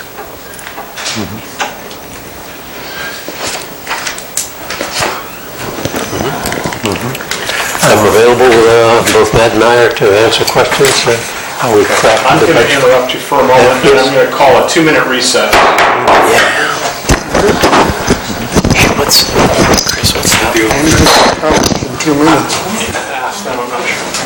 Sorry, this is, it's the elite development, which is right over.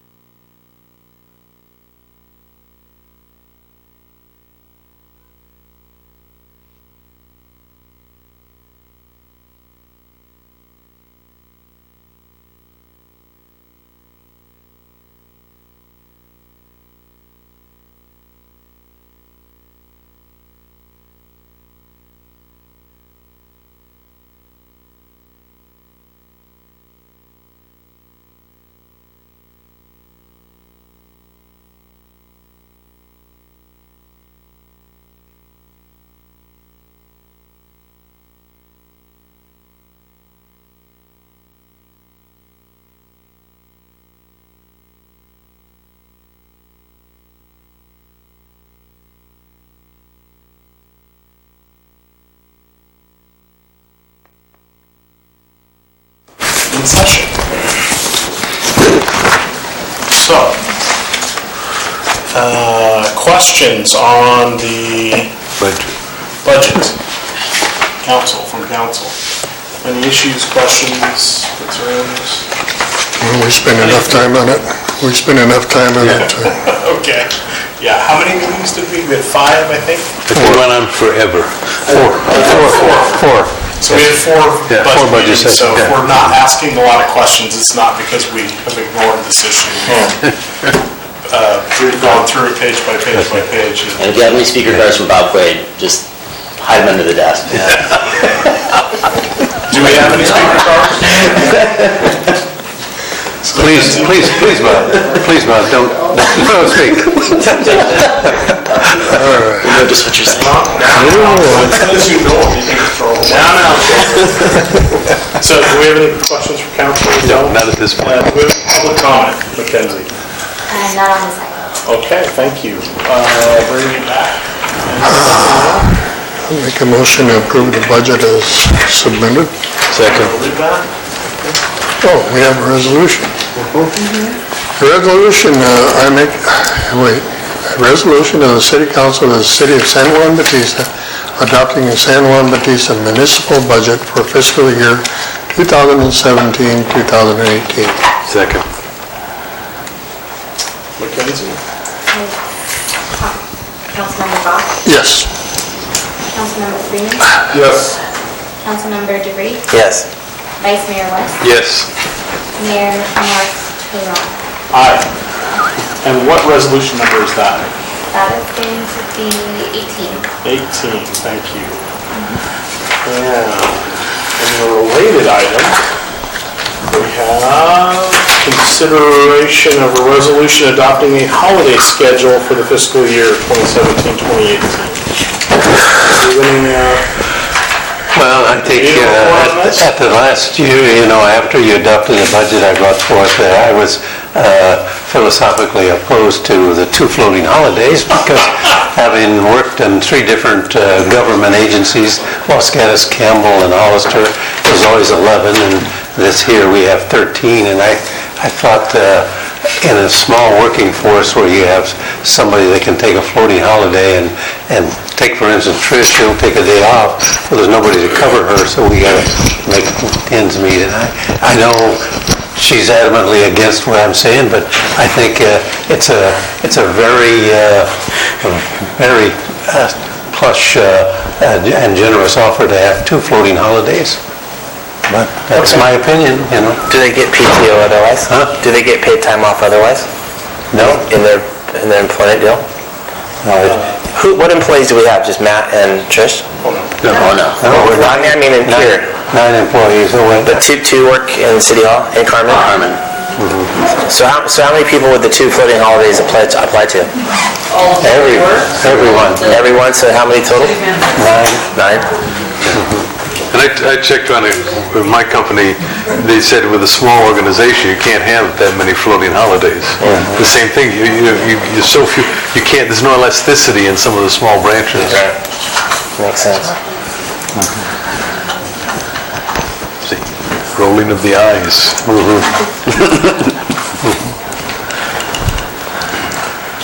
Any other comments? Did anyone?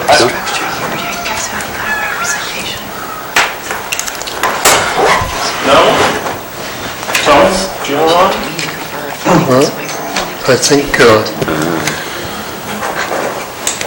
I think with the 2 floating holidays, I have to agree with Roger. Any place that I ever worked, we didn't have that many holidays. When you're looking at it, over and above your vacation, you got another 2 weeks.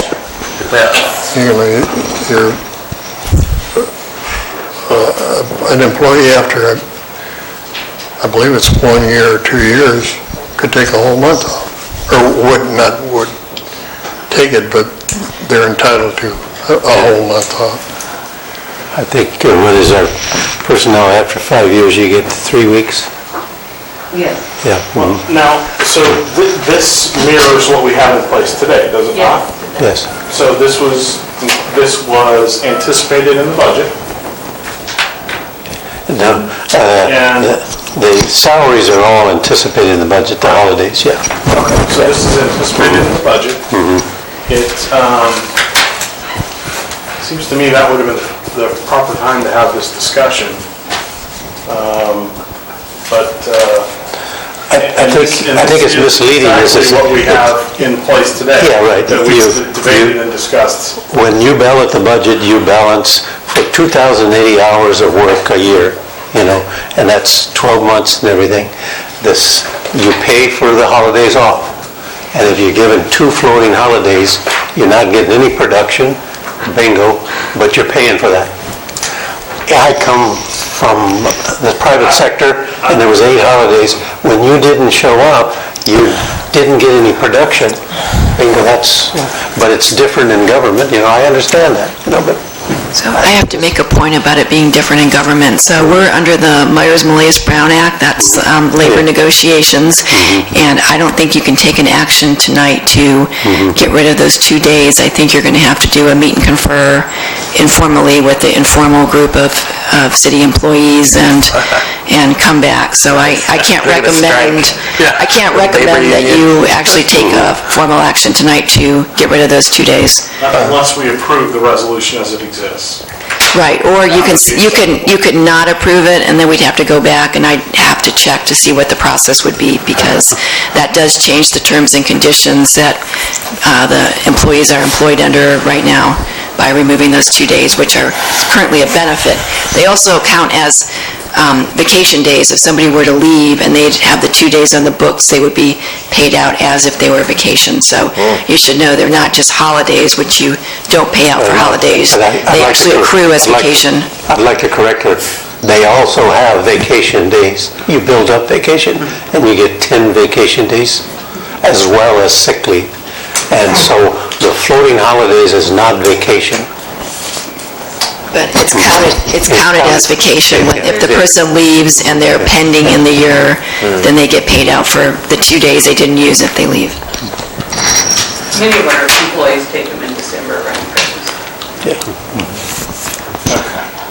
Or one of them. I was just looking at this, Roger, when you and I were working, we got 6 days off. Exactly. I mean, really, Martin Luther King, President's Day. You got Columbus Day, and you got I Washington. never got Columbus Day. I wasn't Italian. We got Lincoln's birthday. And the stock market crashed. Well, it goes back to, it might completely get 9 and 1 floating day. But again, it's not the day, it's having to schedule work around that, and that's what causes a lot of problems. Well, they don't just take it when they want, they need the city manager's approval to take those days. That's true, that's true. John, do you have anything to? No, I don't have anything to add here. Okay. Me neither. Okay, do we have a motion, or are we going to send this back? I don't want to send it back. I've been moved that we send it back for Okay. reevaluation, I guess. Meet and confer. And what does that mean, Deb? Is Meet it and something that confer. happens here? No, we meet and Council? confer. No, the employees are not organized here, so I think they would have to meet with the employee group and have them agree, or they could file a formal labor complaint then, and go to impasse and have to go into, have somebody judge whether that should be imposed or not. So you could be opening yourself up to a process here to remove those 2 days. I mean, that's part of, when employees sign up here to work here, they're given those 2 days, so just... Are municipalities aware of that once they institute a 2-day floating thing, they can never take it back without going through all that rigmarole? Oh, absolutely. That's, absolutely. Wow, I don't think people realize you don't have union, you're not unioned here, so, you should see the union on even the slightest change in work. I'm sure that the council didn't consider that. I bet you they did. I would point out that we're a small city with not a lot of overall benefits for employees, so the fact that these 2 floating holidays are there is a pretty good perk for us in terms of hiring and retaining employment. So I just want to put that on the record as well. Yes, sir. Bob Slade, 160 Lang Street. I agree with Matt. I work for the state, and we had floating holidays. We had the 11 days plus the holidays, and you are a small city. I don't think you give your employees, you're not paying them top salaries here. And so any benefit you can give them, I think you should give it to them to try to retain those employees. Bob, how many floating days did you get at State Farm? I think there were at least 2.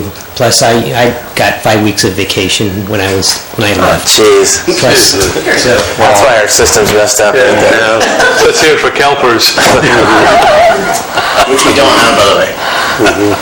Good evening. I worked at Wells Fargo Bank for 10 years, and we were allowed 1 floating holiday for 40-hour, 9 to 5, and our 1 floating holiday was used on non-federal holidays. So it was like a Martin Luther King Day, or days that the Fed was open, but that the bank wanted to be closed. Columbus Day, that type of thing. And then it was the employee's choice whether they would work for time and a half during that floating holiday, or whether they would take it off and get paid for it. But I mean, that was at the corporate level, 1. So if you have, and I mean, that was packaged with 401k and with, depending on the date of your hire, you had a pension. You also had health and dental and vision and your family and all of that. So just putting that corporate perspective out there. I think doing 2 floating holidays for city employees. That's Wells Fargo. Really good. Oh, this is 11 days. Thank you. It's 11 days. Yeah, that's 13. Okay, anything more from the council? Yeah. Public comment? Okay, so we're tabling this then. I haven't voted yet. Just a second. Yeah, that was it. We have not. I made a motion to reevaluate it, but nobody seconded it. So it can die this way. Hold on just a moment. So tell me about process here. We have a resolution. No one has moved to pass the resolution. We have, where do we stand at this point? Didn't Councilmember Bach make a motion? Right. To send it back? The resolution. No, he's basically doing a minute order that is his own, substitute for the resolution. So you wouldn't be passing the resolution, you'd be passing the minute order. If you wanted to formalize that, you could have staff bring it back. Well, you don't need a resolution to table it, so. I'm sorry? You don't need a resolution to table it. Okay. You just need a vote. A vote? He needs a second, though, on that, too, for you to bring it to order. And so why don't you repeat the motion? Tell me. I made a motion that we table this for reevaluation and bring it back at a later date. But nobody seconded it. Now, if somebody wants to make a motion to pass this resolution, I will second it. So also, You're seconding Tony's table. also, just for the record, if you do that, then the employees are not going to be off on the 4th of July this year. What? Because you won't have a meeting between now and then to grant them the 4th of July off. okay, I withdraw my motion. I don't want them burning my house down. God, yeah. Pictures out there vandalizing our cars. Could they adopt a resolution and table the 2 floating holidays to meet and confer? Yes. Yeah. Mm-hmm. So What was that, Roger? You could adopt the holiday schedule with the exception of the 2 floating holidays and have that meet and confer and come back.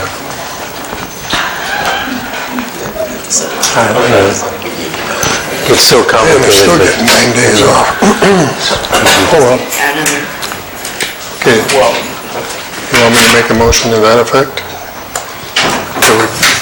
You would make the resolution then, and you would just put a line through the 2 floating holidays. How much money are we talking about here, folks? Yeah. How much are we really, how much enmity do we want to generate for staff of 9 over how many dollars are we talking about? This 2 floating holidays cost you $4,078 per year. Okay. For both of them or for each day? No, for total, for 2 floating holidays. $4,078. $4,078? Yeah, I figured Roger would have that number. Yeah. I'll make that with my stop sign thing. Does that mean you have a motion to make? Yeah, I make a motion that we approve the holiday schedule as listed with the 2 floating holidays and that we carry over the discussion to budget year 2018. In other words, let's take a look at this sooner than now in the future. But for now, maybe just go with this. Do you have a second? I'll second that. Thank you. But the thing that it doesn't change the budget. It's just that nobody works when we pay them. Oh, I know. That's right. But the question is, what's the timing for this discussion? Right now is not a good one. You're right. Mackenzie? Councilmember Bach? Yes. Councilmember Freeman? Yes. Councilmember DeGree? Yes. Vice Mayor West? Yes. Mayor Martin? Aye. It's going to take her a while to learn how to pronounce it. Hey, you mispronounced her name. You started it. It's all my fault. Jill. Jill?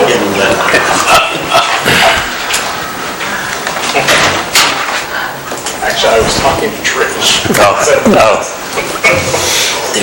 Not much closer. Thank you very much.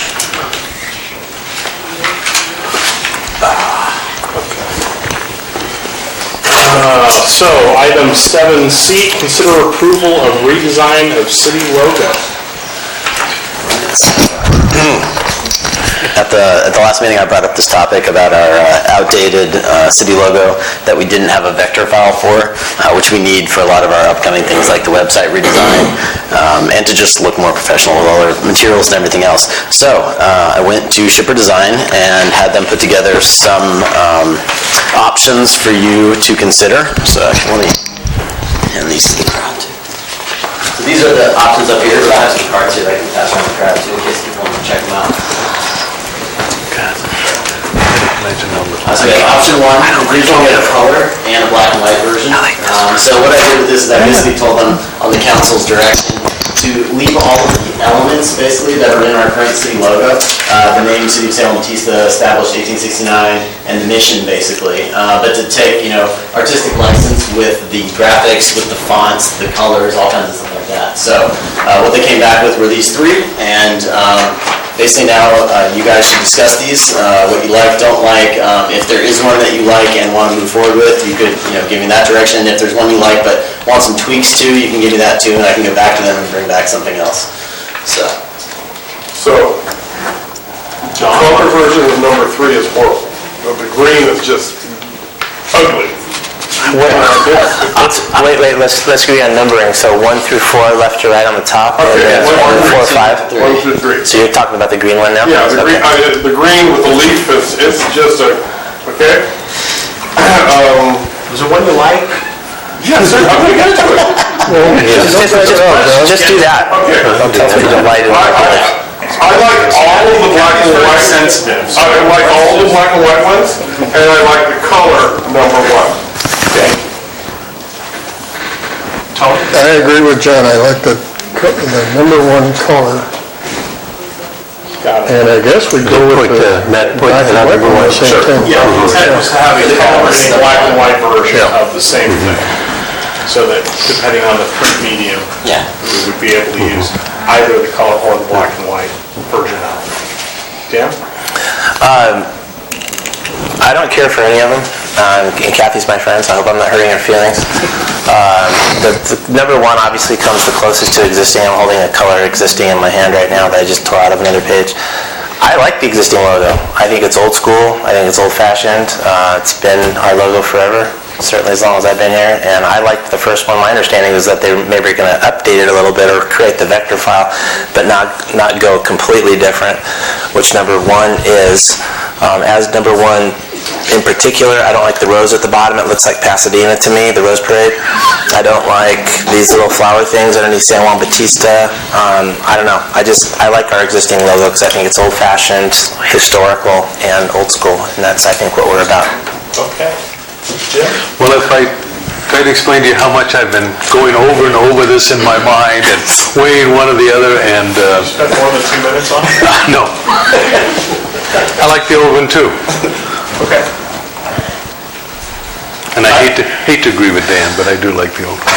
Well, let me just add one other thing. I think to the extent that what Matt's trying to accomplish is modernization and all that stuff, we have this thing. I mean, I think that does, that in spades. What we were talking about was the Great Seal of the state of California, which hasn't changed forever, and the seal of San Juan Bautista, something that's supposed to look old and historic and not necessarily modern, because that's what the intent of this was.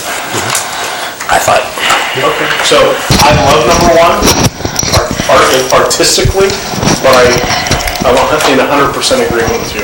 Okay. That it should be essentially taking the existing and just turning make it it, into a vector file.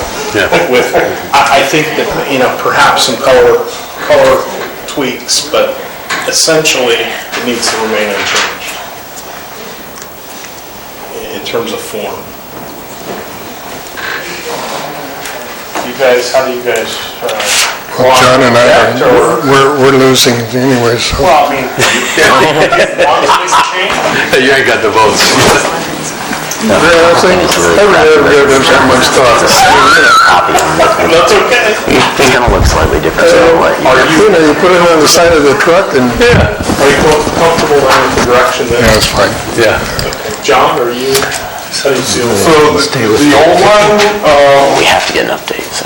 the old one is fine for me in black and white.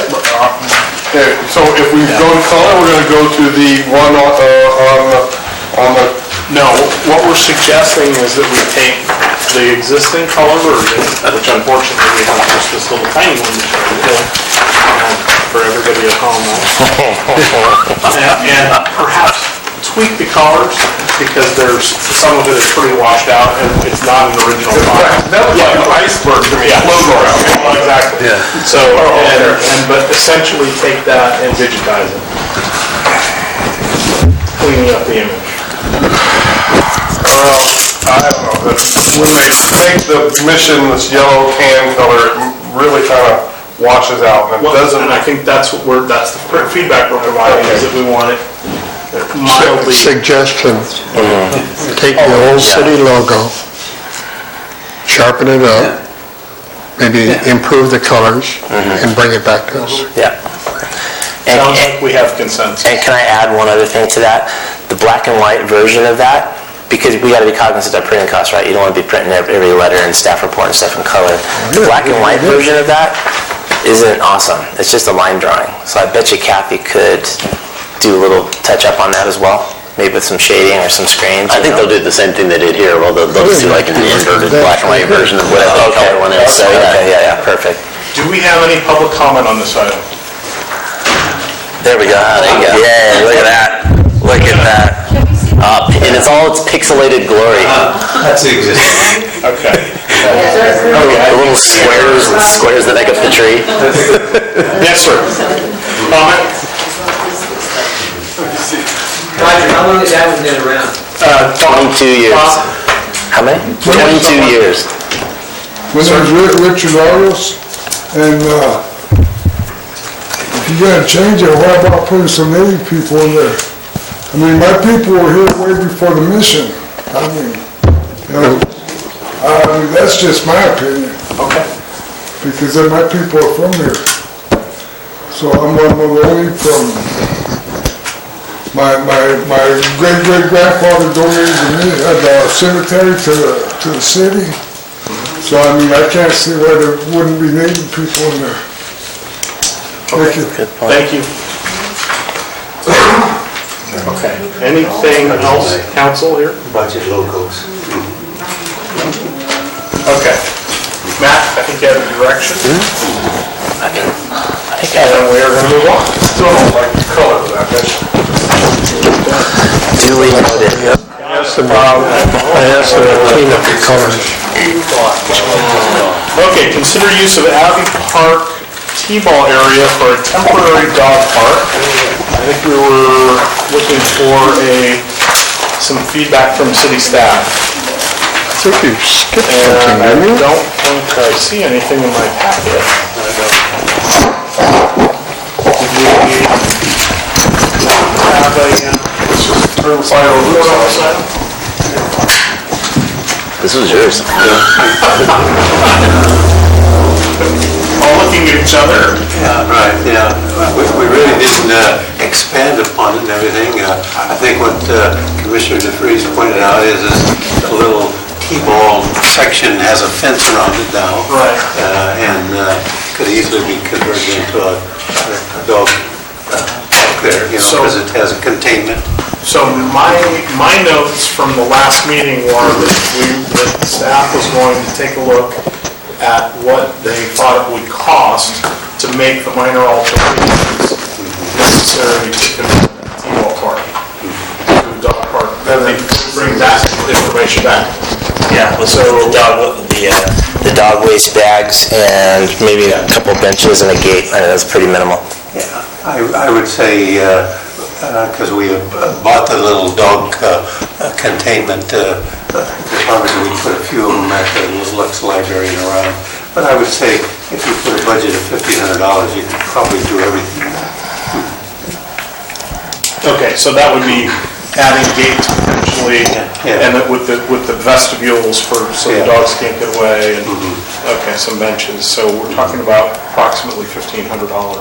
Some signage, waste stations. Going to make comments. Yes, sir. Number one, Mr. DeVries stated at the last meeting, in the deed we got from the Abbeys, it was designated as a baseball park. Not a baseball and a dog park, a baseball park. And I also understand that the Little League is trying to put together a T-ball teams, which is what that's for. So just take that into consideration. Okay. John, anything?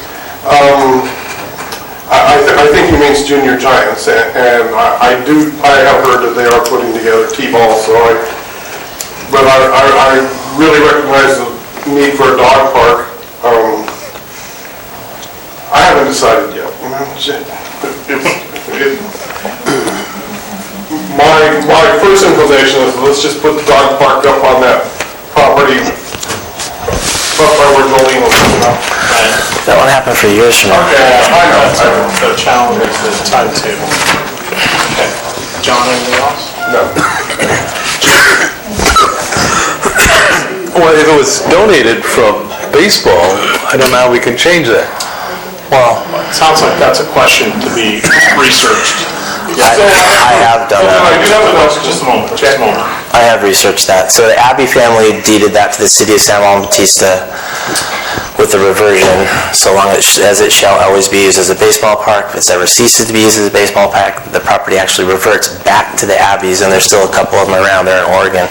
But query whether having kind of an overlay on that, which is to let dogs run around on it, which they're doing now anyway, is to the exclusion of baseball. Meaning, if the junior giants get T-ball, if San Juan Bautista gets its Little League chapter reinstated, it would, as easy as it is to put in, we could stop it.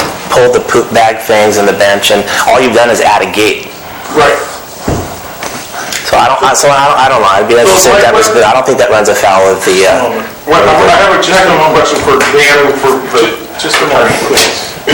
So, Deb, you were nodding and shaking your head? Or I don't know. I haven't looked at it. I haven't seen the language. I can't really offer an opinion without. Okay. So this is my question to Dan and to the city attorney. Is that a covenant that runs with the land? Oh, yeah. It says it's a reversionary, so if it does, it's in the deed, you have to follow it, and if you don't follow it, then it's going to... So it runs with the land? Yes, absolutely. And they'll get it back. Would it be appropriate is to make an effort to contact heirs of the Abbey family and let them know this is what we're considering, and if they agree with it, then it's mundane. Yeah, maybe. Well, I remember several years ago, someone wanted to put a kiosk where the flagpole is, right there, and they had a problem with that. Okay. So that tells us we probably should query them. Yeah. Okay. That seems reasonable. And about 3 or 4 years ago, I did get a call from the Abbey family, and they wanted to make sure that the sign at the corner of Fifth and McCullamy said Abbey Ballpark. They wanted that there. Emily, are you involved in the Historical Society? Yeah. Do you know if Jane Abbey is still with us, and does she still attend? I don't think we have anyone by that name. Okay. But I did have a point. All I got was from somebody that lived in Salinas. Oh, really?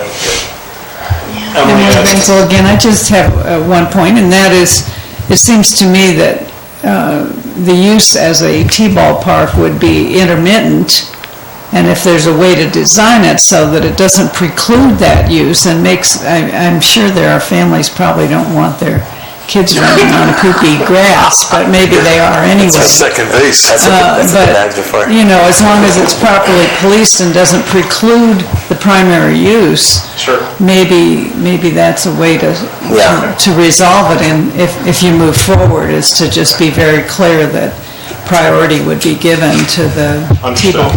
Okay, so it seems to me there's two things. We should contact Anthony Ponce about the junior giants and contact the Abbey family. So I would say hold off on contacting the Abbey family because you're going to be opening a can of worms at that point. And whenever I've had like land use things where it was 2 generations or 3 generations ago, there's always some cousin that springs up that isn't in alignment with the rest of the family and can really, throw mud on the whole thing. Wants his money. If there's money there, he wants it. So I would just be careful. Let's look at this and analyze exactly what we want to do before we contact anybody. Okay.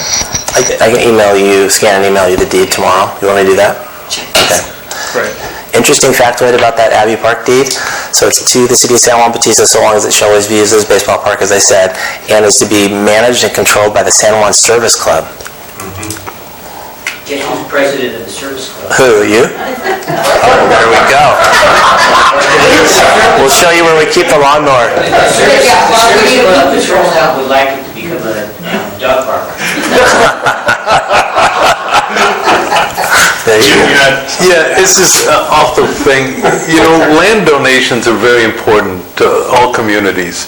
And the chilling effect of having someone donate it for one reason, and they're long gone, and maybe the kids don't care at all, but that's going to say, maybe I don't donate it because I thought I had it locked in, and now it's not locked in.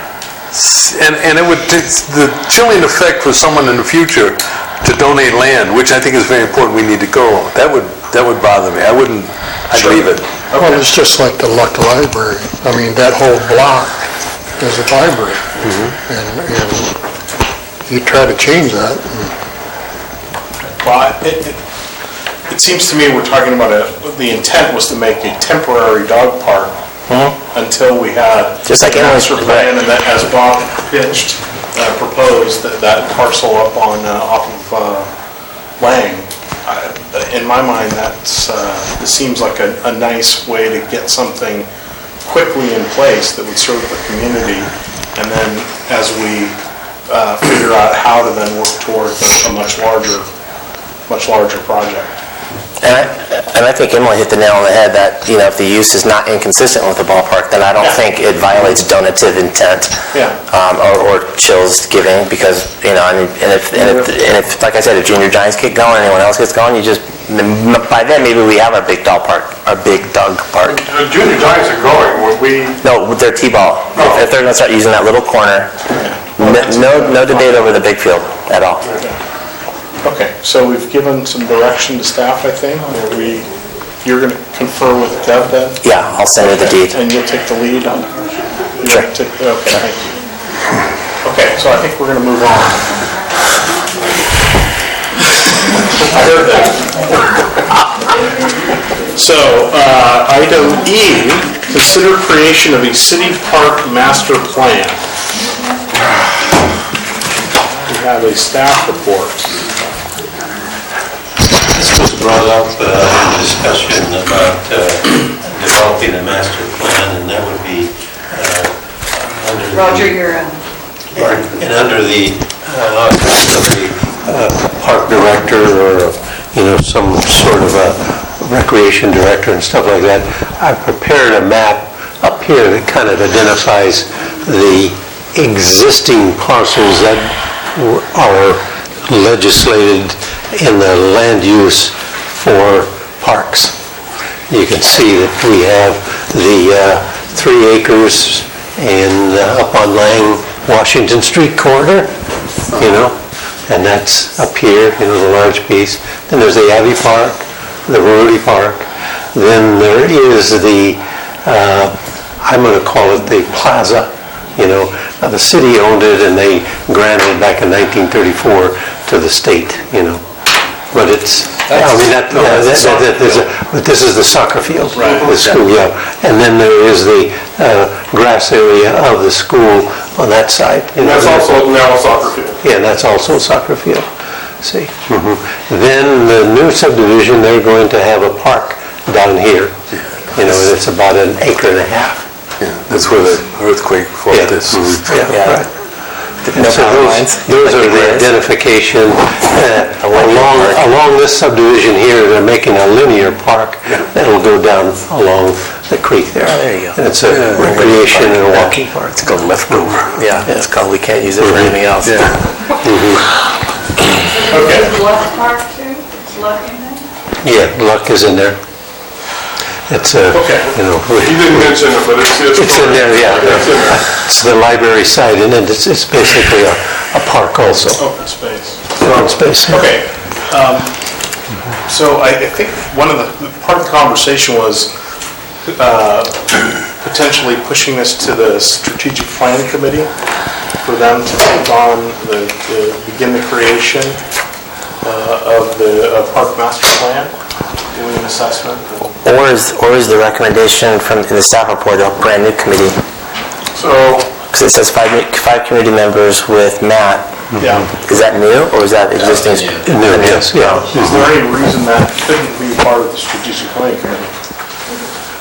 I'd like to speak to that for a little while. Yeah. The strategic planning committee worked very hard for 3 long years on the soccer, what I call soccer, both of the soccer fields, and we got them done. But it's a volunteer organization. Took Teresa Lavadino really pushing, you know, to get all those parts for the soccer goals, and that took 6 months. They had to drag them from Betaville, where that big field was, down here, and they fell apart, and they dragged them out, and they had to weld them back together again. They had to resod the field, they had to kill the gophers. Okay, we get it. By the time you do all this, the gophers will come back alive again. They'll come back in a heartbeat. Back to the point. You know, and when you farm things out to a volunteer organization, they just take a long time. You know, and that's why I put in for my Parks and Recreation person and PIO person. Another, you know, I'm still pushing. I've said my piece. But, okay, John, but you said your piece, but you didn't say what, so you're in favor of using a strategic plan versus a new committee? Let's get a new committee. A new committee, oh, okay. Okay. Good thing I asked, I thought you were the other way around. Or didn't you? I had no idea. No, John was just talking, we had no idea. So is that the issue, new committee versus existing strategic plan committee? Yeah, I mean, I don't feel strongly about it. If do you want to take it back to them, or do we want to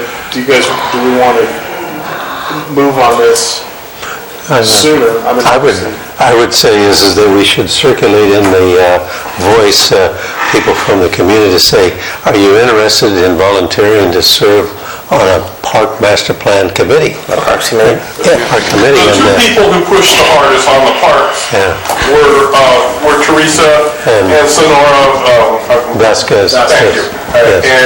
And neither of them are present in our city anymore, so, or on the strategic planning committee anymore. So that's why I'm kind of hedging. Yeah. Understood. Okay. So, does that seem like do we have consensus on that? We're going to notice it and tell to the public and ask for volunteers? Yeah. I like that idea. Concerned citizens, yeah.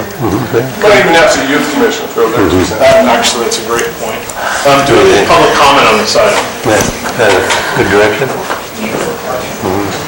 No.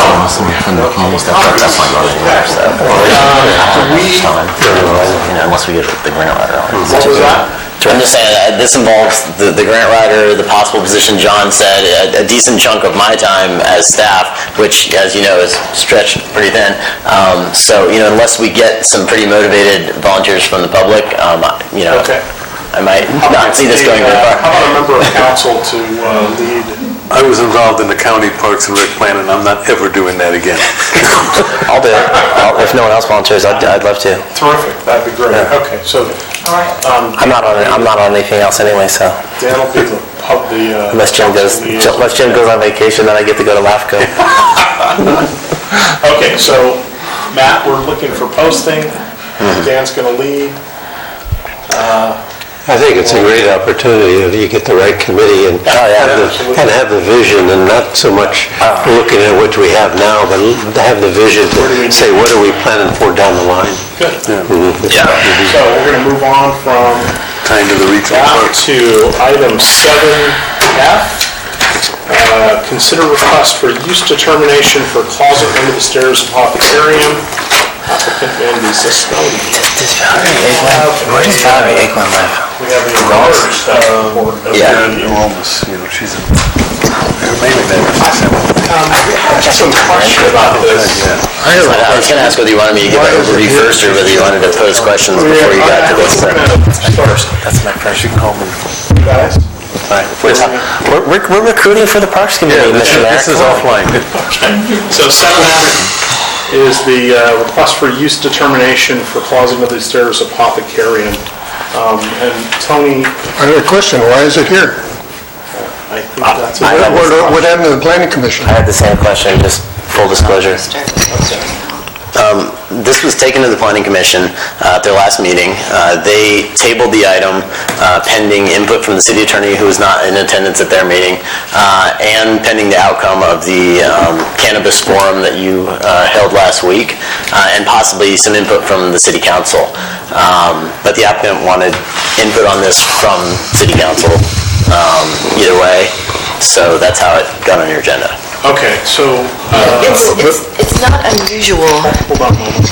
It's not unusual for the city council. You're the arbitrator of the code. You're the interpreter.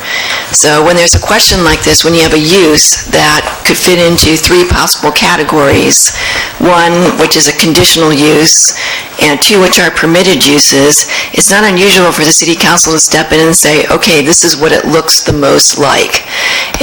We can give recommendations, even the planning commission can give a recommendation, but at the end of the day, it's a city council decision. And if the planning commission were to make the decision, and they were to say it was a permitted use, then that horse has left the barn, it's over. It's going to be a use that is vested and you can't take it away. So that's why it came to the city council, because there is a little bit of controversy as to whether it should be treated as a conditional use, and then conditions put on the use permit because it's more like a medical clinic, or whether it should be treated more like a professional office or as a retail establishment or drugstore type establishment. So that is the reason why it's before you today, because if the planning commission made a decision, that could be it. The horse could have left the barn and it's over. So I think it was a prudent... No, you can't. What do you mean? Appeal to the council. What do you mean? 10 days. Is there a process here for the city council to pick up a planning commission decision on appeal? I don't think so. Is there? Okay. Yeah, that was my problem with this whole thing. I have a comment from John. Yeah, we're not ready for your comments right now yet. My problem with this whole thing, why it's here, if the planning commission turns it down, she can appeal. Right. If the planning commission approves it, these letters that I have in here They can appeal. Right. So we can't make a decision based on, in other words, we're telling the planning commission what to do. No, you're not. You're actually just interpreting the code and determining which use this is. I think it comes down to whether or not there's appeal of the planning commission decision, whatever it is. We can't step in front of that. Right. Totally agree. So, could I say a few words, and maybe you should give me 2 minutes, please? Okay, please. So, I noticed that the name of her business is the Closet Under the Stairs. Okay, so the stairs are in Credo Studio. Her store was in Credo Studio. All she wants to do is move. That's what I'm saying. Okay, you can disagree, but all she wants to do is move. She wants to move from Credo Studio down to 301 3rd Street. This is why I might need to give you the backstory. Hold on. What I'm saying is she had a business license. She had a business license at 1 Polk Street. Okay? Is that license transferable to 301 3rd Street? That is the question, and I think it should be. Okay, thank you, John. So I think the council needs to make a decision whether you want to hear this and interpret what use is involved here, choose between the 3 uses, or if you want to say to the planning commission, you go ahead and do it. We don't want to hear it tonight. I think you have that option right now, and this would be the time, before you get into the facts, of this particular situation. In fact, you really shouldn't even be in the facts right now. You should be really just looking at the interpretation and the uses. So I think this would be the time right now to make a decision whether you're going to look at it or send it back to the Planning Commission. I would like to understand that the question of the appeals come up, and we need an answer on that. In my opinion, we need an answer. So there's a standard, it's in your city code, a standard appeal of a Planning Commission decision. So, There is. I'm asking. for the applicant, if there's a negative decision. Member of the community too. Right, okay. So what I'm questioning is whether the council has a right to pull it up, which I don't know. Some cities have that. I don't. If the Planning Commission approves, makes whatever determination, the applicant can appeal it, and a concerned member of the public can appeal it. Is that correct? Yes, under your city code. Yes. Okay. I was questioning the right of the city council to pull it up. Yeah, okay, so no, it's not up to me to say, hey, I don't like that. We're talking about someone from the community potentially, or the applicant if she is denied. So her business license is not transferable? Well, You have to apply for a new license. Per the code, you have to apply for a new license for a new location. And if the use changes, which it did in this case. Right. Yeah. Okay. I'm not sure the use has changed yet. She's still selling vitamin E out of the whatever, Well, John, I think the question that brought this all up, as I understand it, is the question of how the medical practitioner is, and that portion of the business is classified. But that's getting into the facts, which the city attorney doesn't want us to do if we're going to remand to Planning Commission. Okay, so... Could I have permission to speak, please? Not just yet. Because I have already approached the Planning Commission, and the Planning Commission gave me direction. Not yet. Okay. So we have, the question is whether or not we should be looking at this at all. Because the Planning Commission tabled it. We did anybody, so we don't have a record of that on tape, so we weren't able, we have a couple of different recollections of why they tabled it, correct? Well, I mean, the official one from Trish's notes was that they wanted input from the city attorney and the outcome of the cannabis forum. So, They thought there was a cloud visit where they Yeah, was cloud. hanging over the situation because they had not had quorum. Hold on a second. So, and the city attorney was not in attendance of the meeting. Will you be in attendance at the next Planning Commission meeting? Okay, thank you. So, John, you had something to add? I was just saying, my memory was refreshed by a planning commissioner meeting about 4:30 this afternoon, so I felt like I kind of knew what was going on. Sure. But I have given the council another way out of this situation, so we don't have to mess with it anymore. We have enough things to do already. And I think we just transfer the license, that's it. Just for the record, they did make a new application, but if Matt makes it, if there's a determination that it is a retail use, then it's over. She sells vitamin E. So it'd be the same thing. Vitamin D or whatever. Okay. Is that a technical answer, John? This item does not have to do with the business license at all. Other than that was the catalyst that got this started because of the change of address and the new use in a new location, which makes it my job to determine whether that use is allowed in that location. That's what this has to do with. So she actually already has the business license, but the business license does not give you the right to practice business in a certain location if it does not comply with the code, and that is the question here. Dan, did you have something to add? Sure. So just full disclosure, I was emailing with the city attorney and with Matt yesterday on this very question. I think it's a jurisdictional question. I agree with Councilmember Bach 110%. My understanding from the Planning Commission hearing is that they tabled their discussion pending the marijuana forum and city attorney input. Now that the marijuana forum's over and city attorney is available to provide them with that input, it seems only appropriate that they resume their discussion and come to a conclusion. In terms of this, and I said the same thing to Deb, so hopefully this isn't, talking out of school, but in terms of interpretation of an ordinance, I don't think it's interpretation of the ordinance. I think the ordinance is pretty clear. I think it's application of the ordinance, and I think in order to properly apply the ordinance, you have to get into the facts. And I think the Planning Commission is in a really good position to do that. They could spend a whole meeting looking under the hood and figuring out exactly what's going to be for sale, what services are going to be provided, and marijuana cards and all that stuff, and then come to a conclusion. And I think it's more equitable for the applicant, because then if she is aggrieved by the decision, she has a right of appeal directly to the council. Whereas if we were to take this up and it was not to her liking, and she received a decision tonight that she didn't like, she's at the end of the line administratively. I think her only remedy is Superior Court on a writ. And presumably she doesn't want, there are no other appeals from here.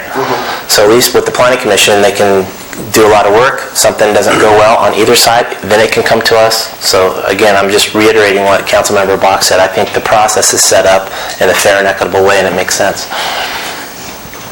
Jim, do you have anything to add? I concur with the Planning Commission. Okay. Doesn't even belong here at this point. Do we need to open this to public comment, or is this, if we choose? If your issue is that you're not going to hear it tonight, then you just send it back to the Planning Commission and don't hear it tonight, so. Okay. I move we send this whole thing back. I'd second that. It's going to go back to the Planning Commission, I believe. Okay, well, I've been directed specifically by John Hopper, who is the head of the Planning Commission, that he wants a determination of the classification of my business from the City Council before he's going to touch it. He has tabled it, and I'm just going to read. The Planning Commission is specifically asking the City Council to make a determination regarding the classification of the business. John Hopper does not believe it's a medical clinic and that people do not receive medical treatment on site. He wants to know if it's appropriate to have medical recommendations issued within the historic district. He wants to know about the City Council forum decision about cannabis in general. If it takes a stance to be against dispensaries, then how can the use of my business be allowed because of the issue of recommendations, okay? And he's also asking that the City Council make a ruling decision about the classification. Who is this text from? John Hopper. Okay. Who's the head of the Planning Commission. So, I mean, I spoke to him, I spoke to Commissioner Boyd.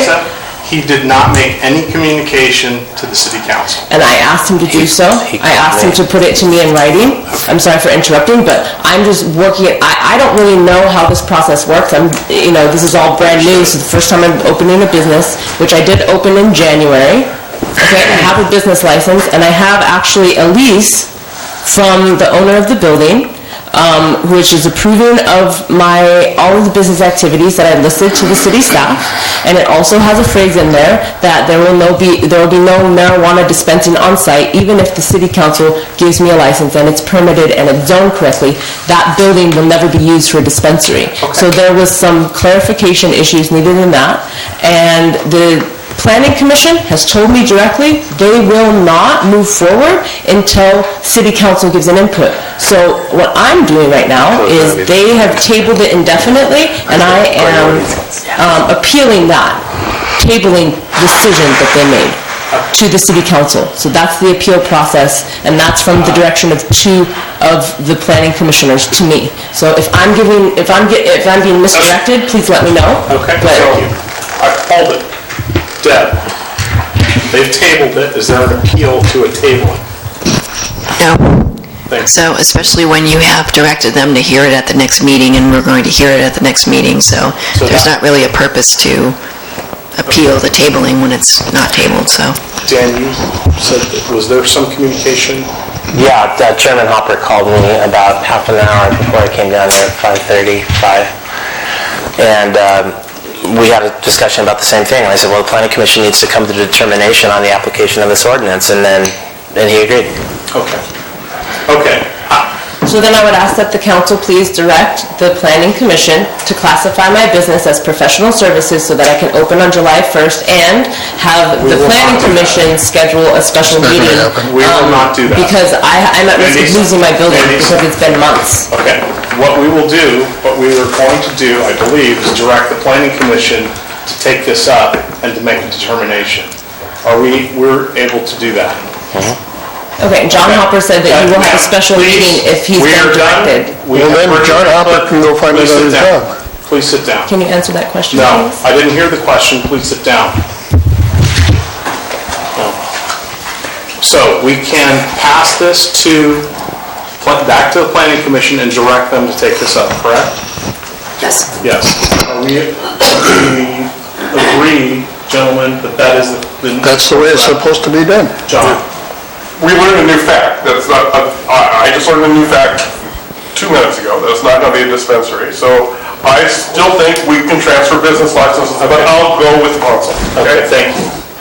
Jim? I'm in concurrence with... Dan, do you agree? Yes. Is there a public comment on this? No, because we're not taking it up we're not addressing the issue. We're passing it back to the city planning commission. No. July 1st deal or something that allows. There's public comment on the action items. So, We need to entertain public comments so at this point. technically, what the Brown Act says is that even any item that's on the agenda can be subject to public comment. Okay, thank you. So people say even the Pledge of Allegiance could technically be subject to public comment. So I don't think there's a real purpose for public comment since it's going back to the planning commission to make this decision, but yes. We will hold off on that decision until we hear public comment, and then we'll review that.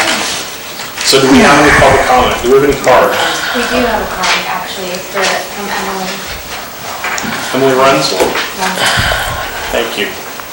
Well, I probably don't need to give you my full spiel, which I sent to you, but there is something in the state law about a business that's already approved and running by July 1st gets to keep on going. And I think it's important for you to understand that framework, if that in fact is a special condition. Because I don't think you want anything to happen by default in this area. It's a pretty tricky business, so that would be my only comment at this time, because I gather you're not going to be concerned with all this other stuff, which I can get to. That refers to a medical marijuana dispensary. It would not apply in this case. In fact, the location for the proposed business would not be allowed a license by state law. It does not fall within it falls inside the exclusion zones described by the 600-foot barriers around places where children congregate, basically. Do we have any other comment cards?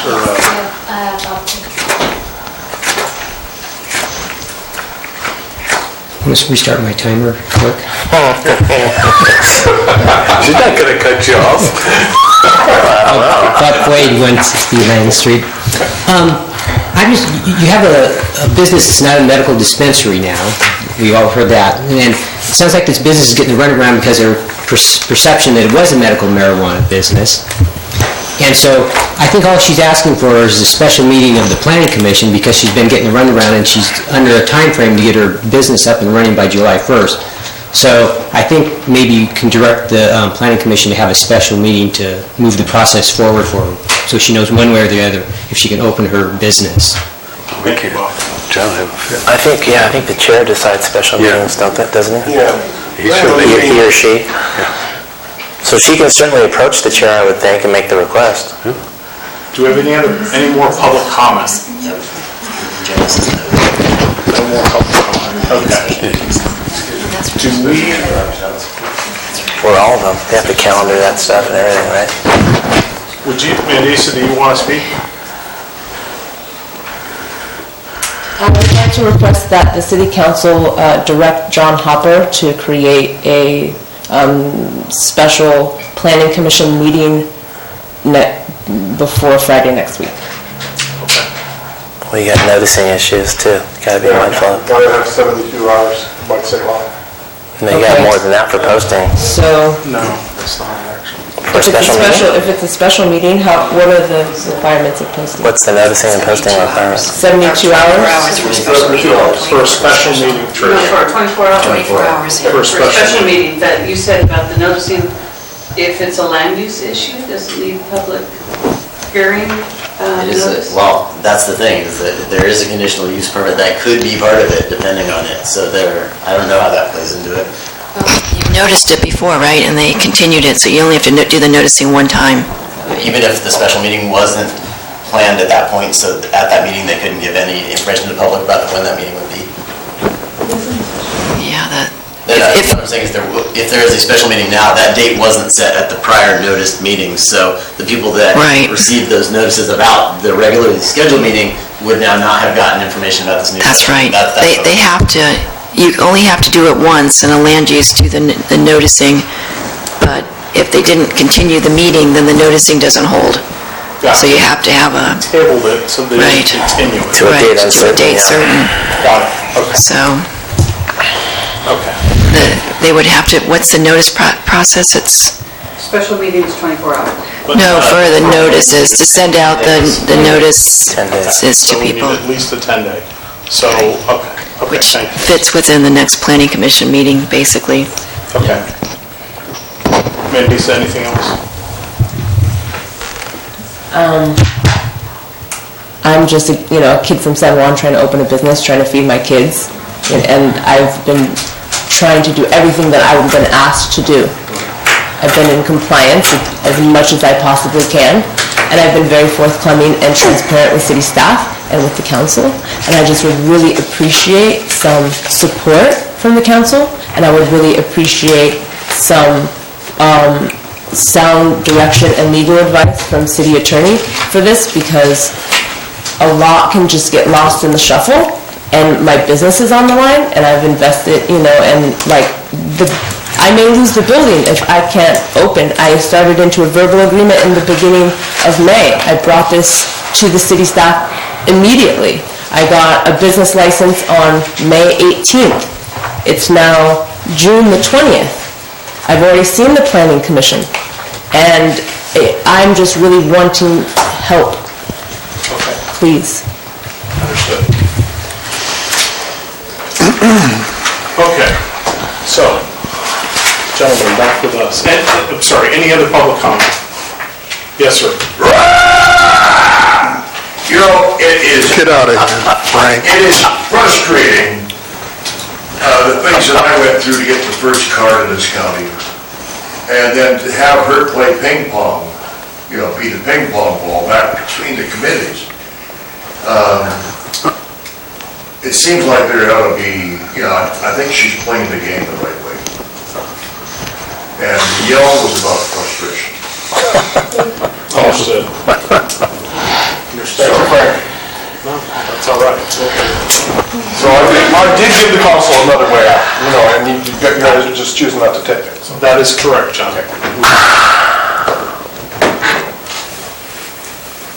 Anything additional, anything to add, gentlemen? No? Okay.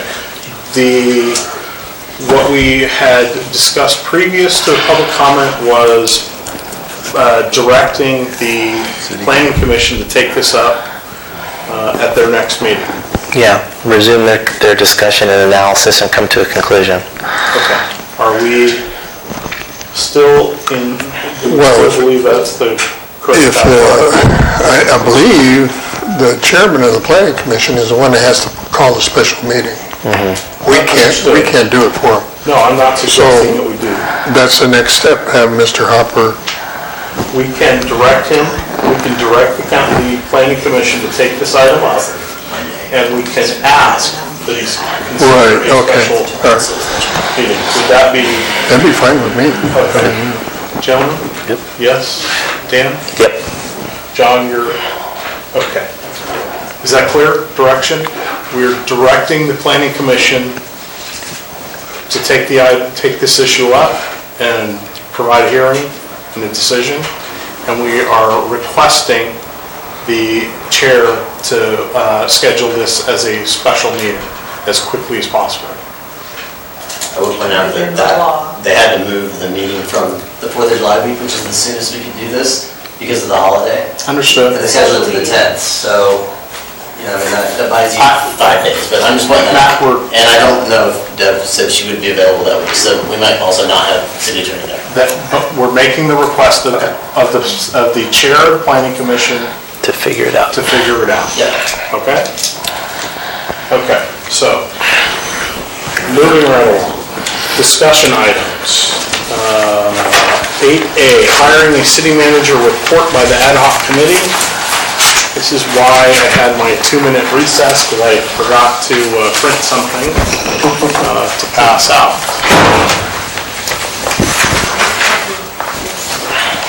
Pass those around. This is what John and I have been discussing, and so we wanted to, I was charged with typing it up. Oh, this is great, Greg.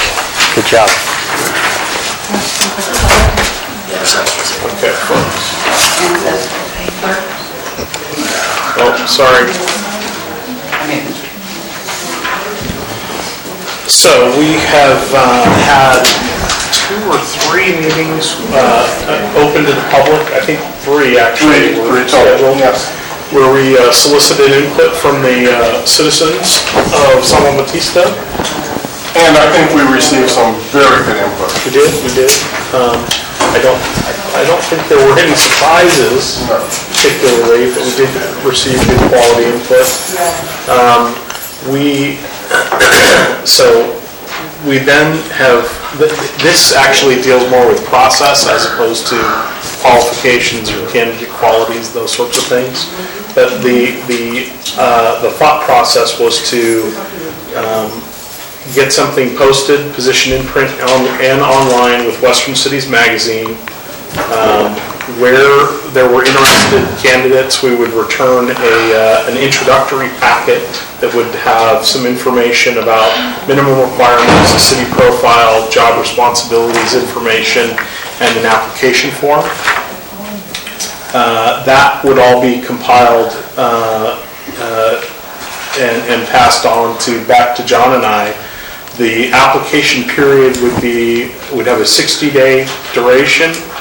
Item 4, the applications, everything that came in would be reviewed and screened by the ad hoc committee. So we would do just basic screening interviews and take those results back to the full council. We would collectively decide who would come in for panel interviews, but those would be probably include city staff, potentially members of the public, planning commission, the city attorney, and all of the council members. Would be on the panel. Would be in the, and my guess is we would break it into 2 or 3 or 4 different panels actually, and conduct interviews over a 2 or 3 day period. You're acting like we're going to have 100 people and standing in line. We'll see, right? All 3 of you may come in now. Well, interesting enough, last time, we got 22 applications. Is that right? Oh, that's good news. That's great news. We cut it down to 4. Oh, that's fantastic. I thought it'd be the other way around. I thought it would be. Well, one guy was a plumber. Yeah. One guy was what?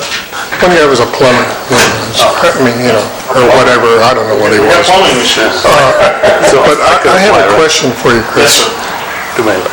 You did not put down here what your input was from the citizens. Yeah.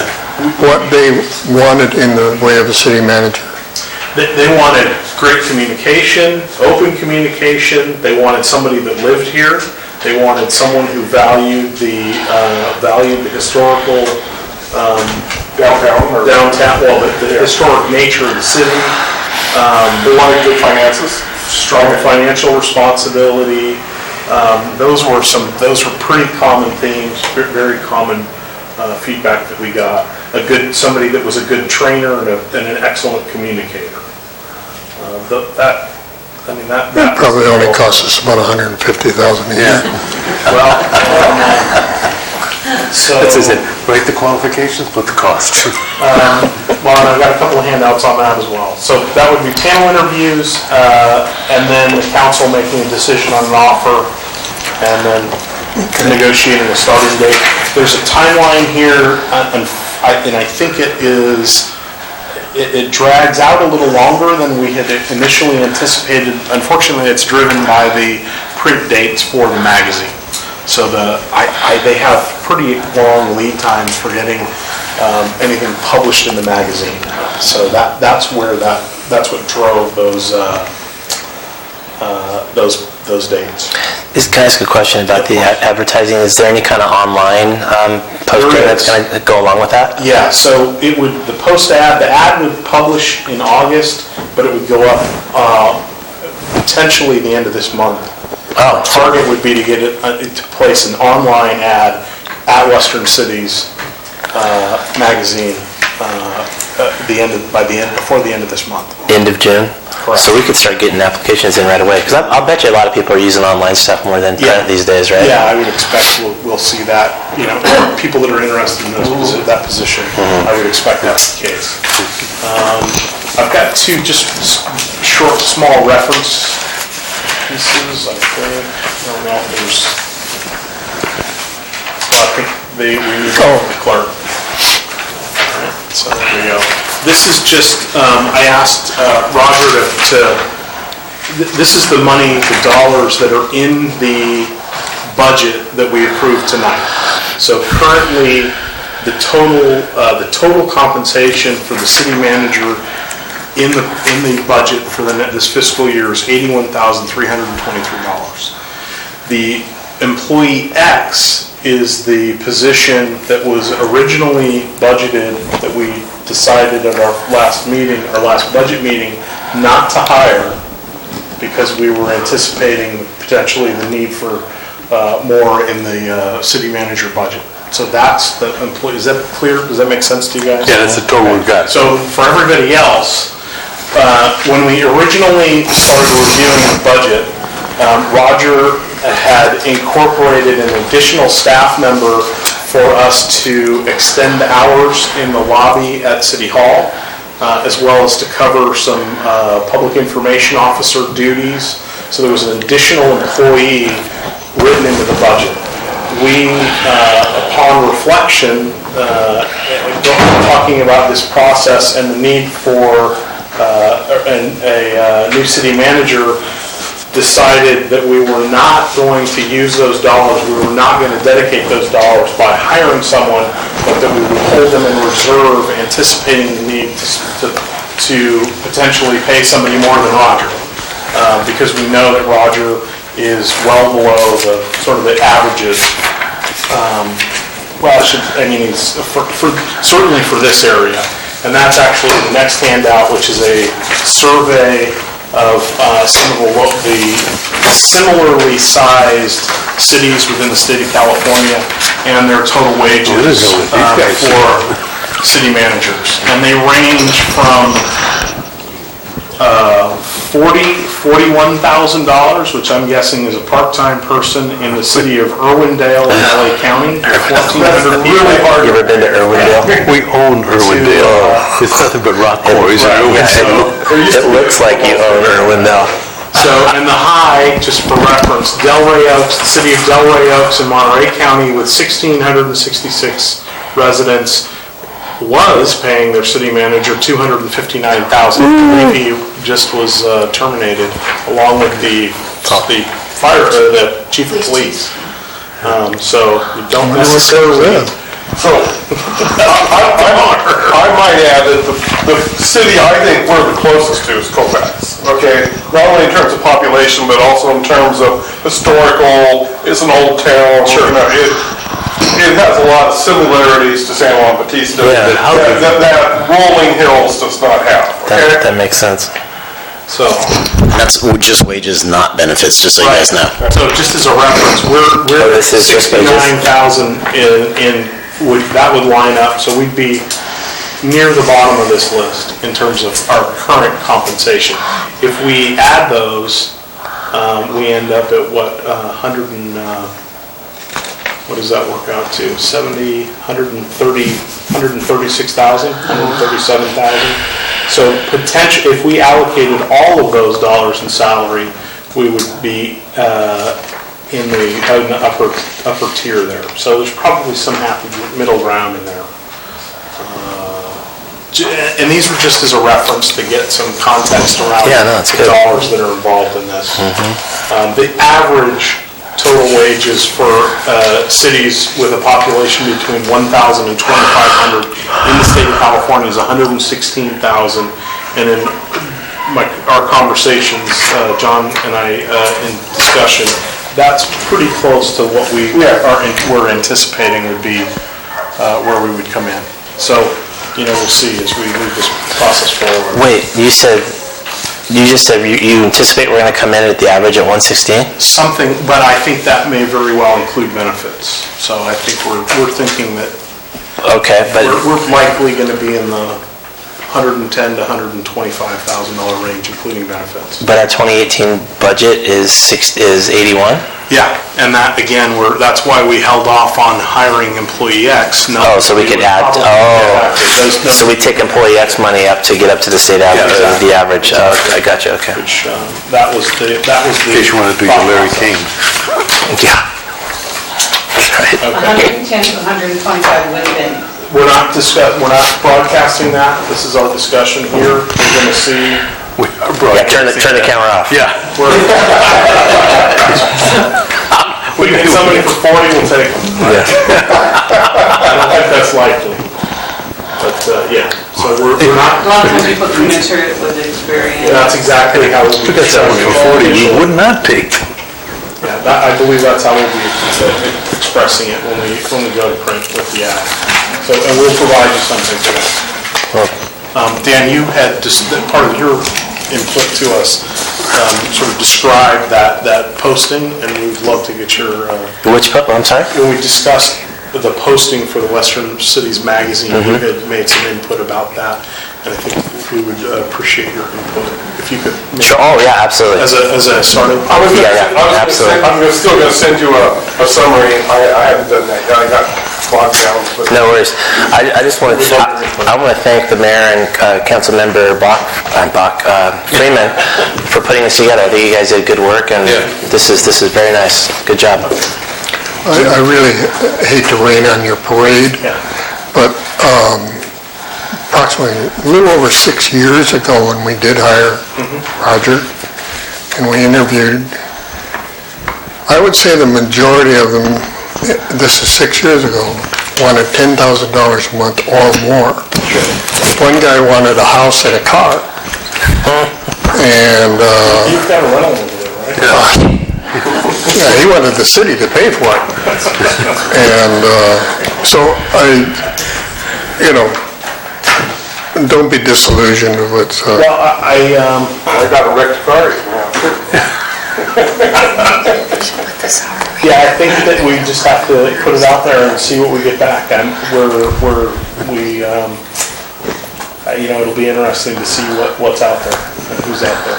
Oh, yeah. But you may very well be right. It was an experience. Any other questions or comments? No, I agree with Dan. Nice job. Yeah, very nice. Do we have any public comment? Has Roger announced his final date yet? No. We're, what day are you going to put as a starting date when you have it? We're holding off until we find if we can find somebody. Mid-October. So you can't quit until you find somebody? We're going to chain it back if we have to. Unless we need you to fill in, Bob. Are you applying, Bob? He's retired. Bob's got nothing but time. I'll do it for the 40,000. Yeah. 2 days a week, though, 2 days a week. I would also point out that you do have to factor in, if Roger does stay on as public works director or city engineer, whatever, for a while, I'm assuming you're going to subtract that salary from the salary you're looking at on that sheet. So we'll find it elsewhere in the budget, but you'll have to... Clearly, you're going to have to figure it out. Okay, I'm just saying that hasn't been budgeted for anywhere, so that's also technically still lumped in with that 143 or whatever. Yeah. So. Well, we have a tough road ahead, I believe. Yes, we do. No public comment, no anything else? So that is 8A. 8B, work with the San Juan Aroma School District on joint use of school basketball courts. With all the budget things, I haven't had time. I've fallen down on that, so... We're gonna table that one for future discussion.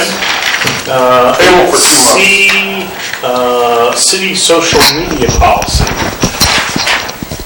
So this has been talked about for a long time. And we're finally to the point where I feel like anyway from a staff level, we could easily roll out Facebook, Nextdoor, Instagram, Twitter, whatever you guys want us to do. Actually, I already started an Instagram. I just sort of gave you guys some pictures there to show you. Started following you. Yeah, I know. You saw me? I got you, Danny Joe. I'm an 8th grade girl when it comes to social media. That's a pretty... 8th grade girl's father. That's a pretty vanilla and unobtrusive and unoffensive social media platform, so I felt that it was okay to start that. But for the other ones, we really do need a city social media policy in place. This is something that I've helped implement at other places that work, like Soquel Creek. And it just sort of states for the record what exactly the city stance is on how it's supposed to be used, both by city staff and by users or followers of whatever social media you're talking about.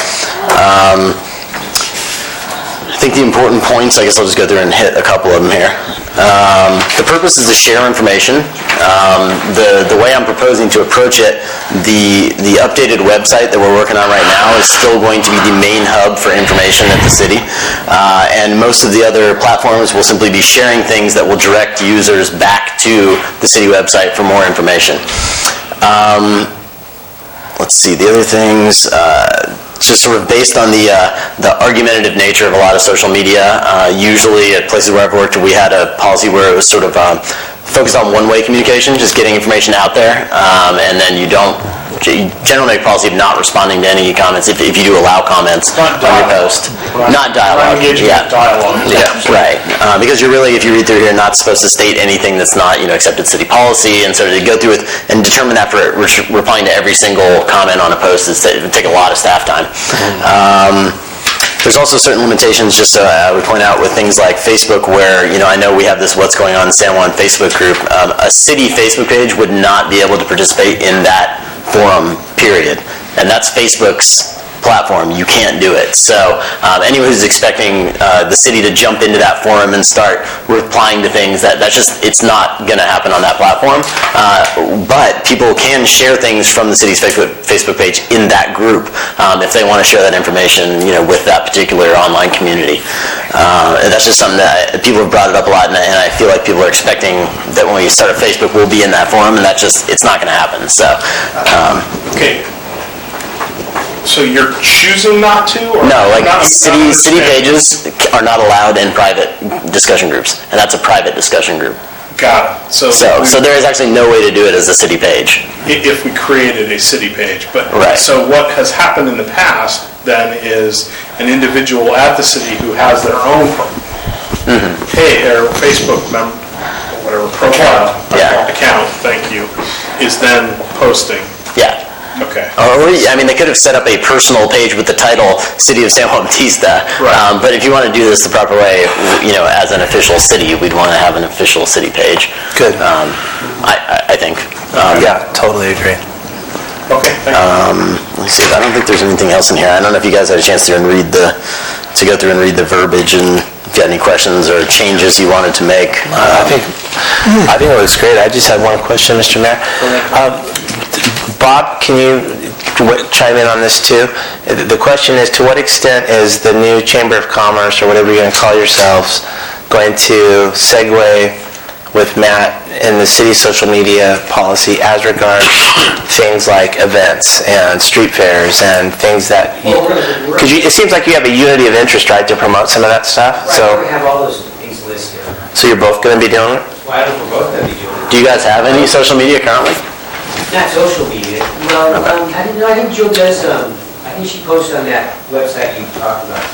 She is on the What's Going On in San Juan Bautista. Jill Pagaran? Yes, she is. Yes. Yeah.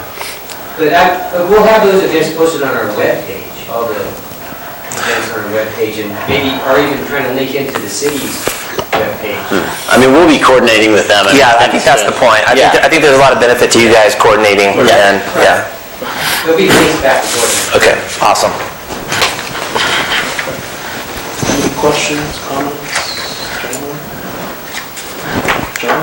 I think it's needed. I think the policy looks pretty good to me. I read it over the weekend. The only thing is, this is a perfect example of the water situation that's just come up today. It should be broadcast on the city webpage to start with.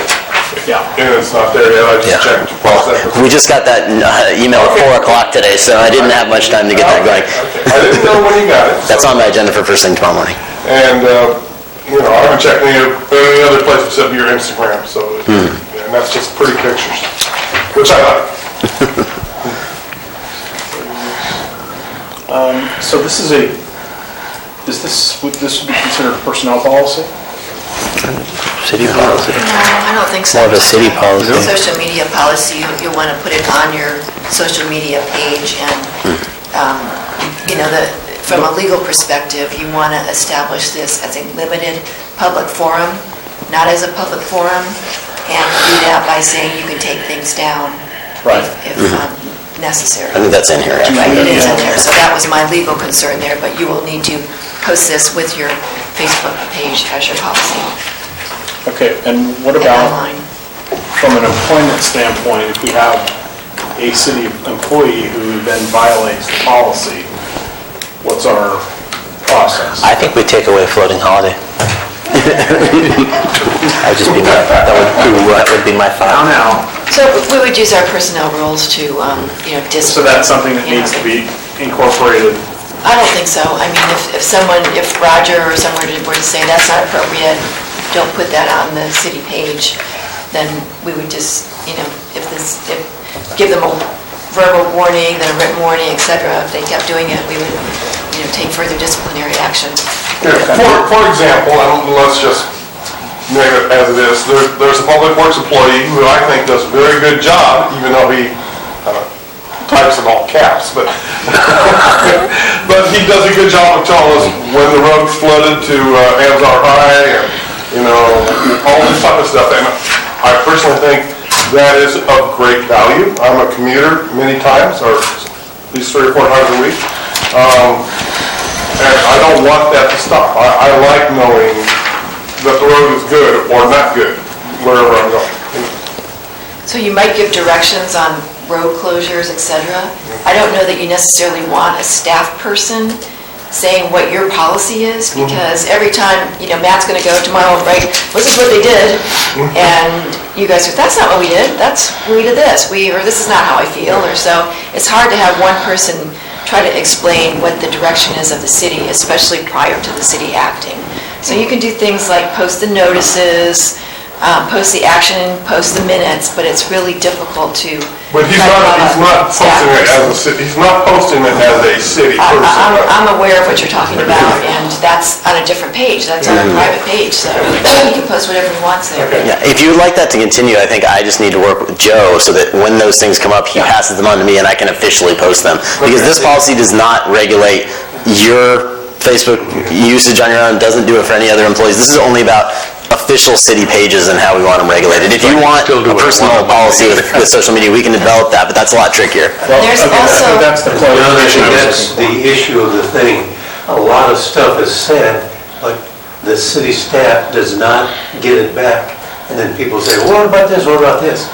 And the communication between that staff member and the administration lacks very severely. And that's why I'm very... Well, I'm just talking about general information on roads. That general information should be related to the administration so we know how to react.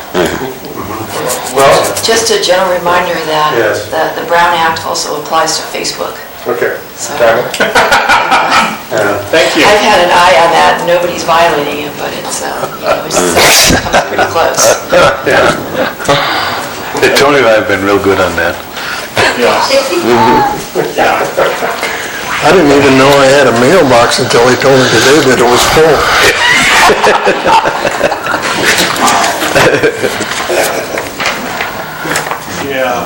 Okay. So can we just pass this by motion? Anything else? Any public comment on the social media policy, social media policy? Seeing none. So you're looking for some direction from us? There's no rush. I can come back with a resolution on this. I wasn't sure where you were going to go, so I didn't put one together. That's So fine, it's fine. if you think it's fine without changes, I'll bring that back. Yeah, looks great. Okay. It sounds like I think you're getting positives. Okay. Hallelujah. So, discussion item 8D, results of cannabis workshop. Results? Do we have results? Well, what you and I talked about, I think, was kind of like, where do we go from here with the whole issue? You know, what's the next steps? I think the community wants to know that too. Do we have future meetings about it? What do we do? So I think that there's been some changes in the law, which I have no idea about, no understanding of. And I think we need to wait until we can figure that out before we move any which direction. Apparently there was a law passed last Wednesday or Thursday that does something to somebody to something, and I have about cannabis. I have no idea. Because I'm using adverbs and adjectives. So, anything to add? The only thing I found from, and I see you just made a correction to that, I cannot see any place in town that we could possibly have a dispensary without some kind of really, well, number one, based on the state law, was 600 feet and whatever, and then you got kids, and so you showed me something about, it can't be within so many feet of a residence. That was inaccurate. Yeah, that was not correct. That wasn't correct? Oh, okay. But, so... Thank you. I don't know. After I left the meeting, I thought, no, you know what would be good for San Juan, and based on our enforcement, and what we can do, cultivation and manufacturing, fine. Put it out in the industrial zone property, you know, and it's far enough away from the schools and whatever, but as far as a dispensary, I cannot figure out how we could possibly regulate it.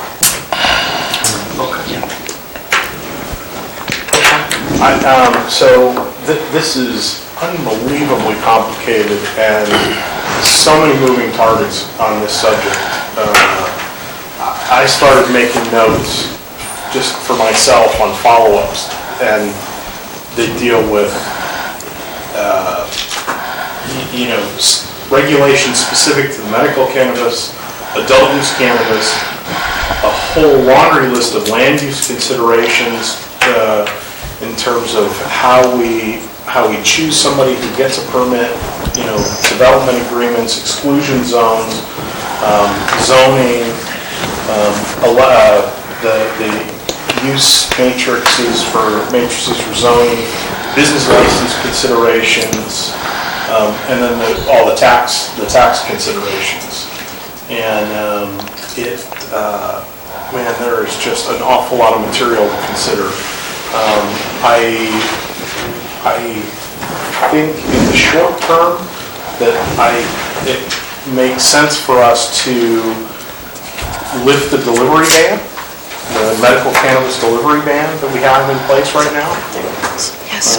I think that, that was one of the issues. Now, I have done, thank you, Emily, for sending some terrific information on some reference websites.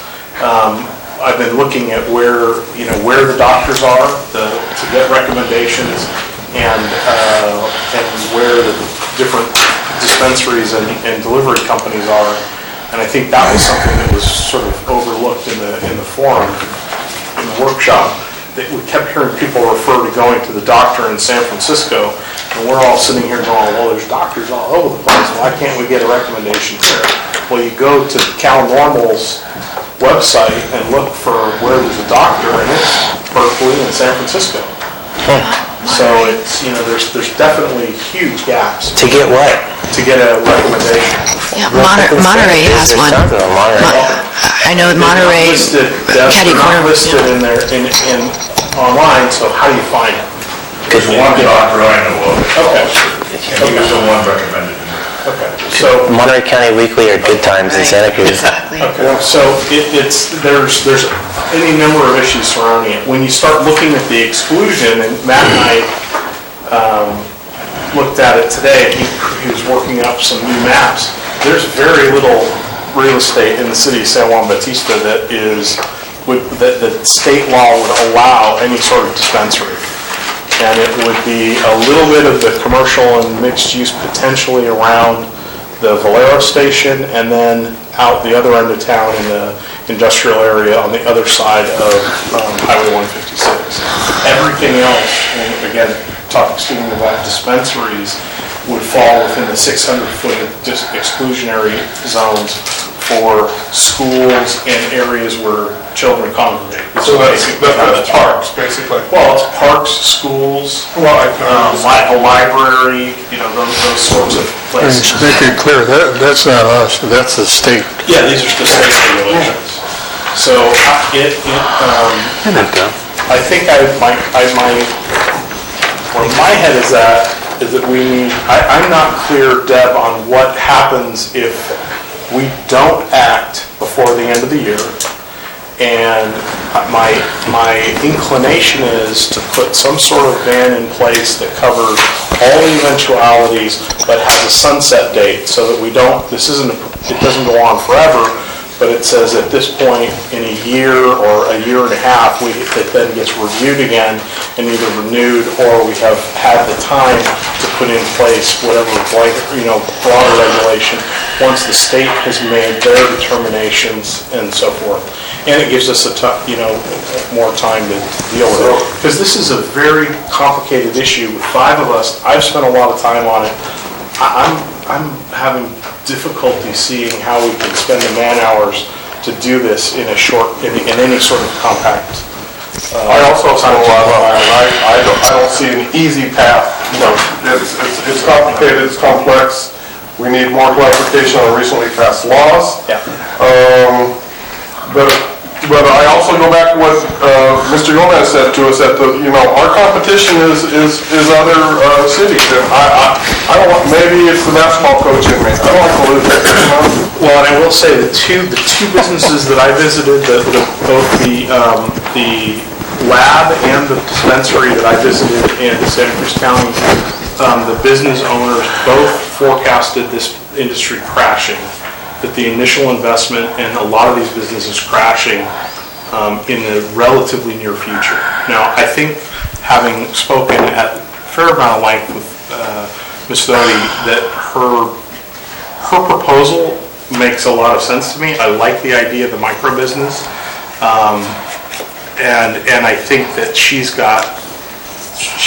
her approach makes a lot of sense, and she is aware of the issues that will create that crash in the industry, but I think there's a lot of people out there that are going to lose a lot of money because they have no idea where this is going. Well, I also think that, how can I say, corporate farms and big businesses is going to help crash it. It price them down. Yeah.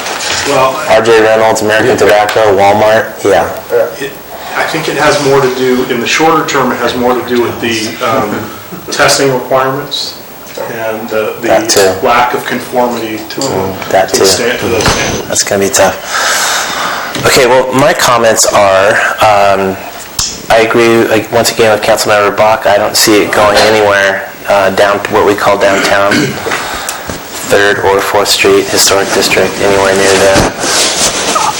If someone told me we had to have a dispensary in San Juan Bautista, I would put it out the corner of Mission Vineyard and 156 in that industrial area. Somewhere over there. Easy in, easy out, far away from town, schools, everything. But still within city limits, so we could derive a tax benefit. But that's just kind of my early disposition. I agree with all the comments that have been said about the complexity of the issue, especially with the shifting landscape and the change in the laws that seem to happen almost every week. And reiterating my comments from last time, this whole thing's going to change a whole bunch in January when adult use comes online.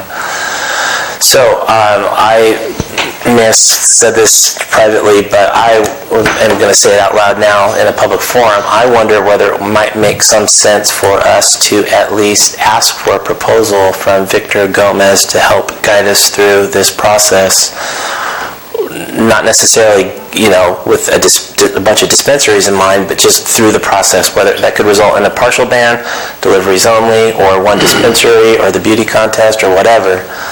I don't even know how much the guy charges, but I have heard really good feedback from county supervisors and City Hollister and stuff that he was of great help. And he gave an impressive presentation last Wednesday, so I would agree with that, okay? I don't know if we can afford it, John. But we don't even know how much he charges, but maybe it's at least worth asking.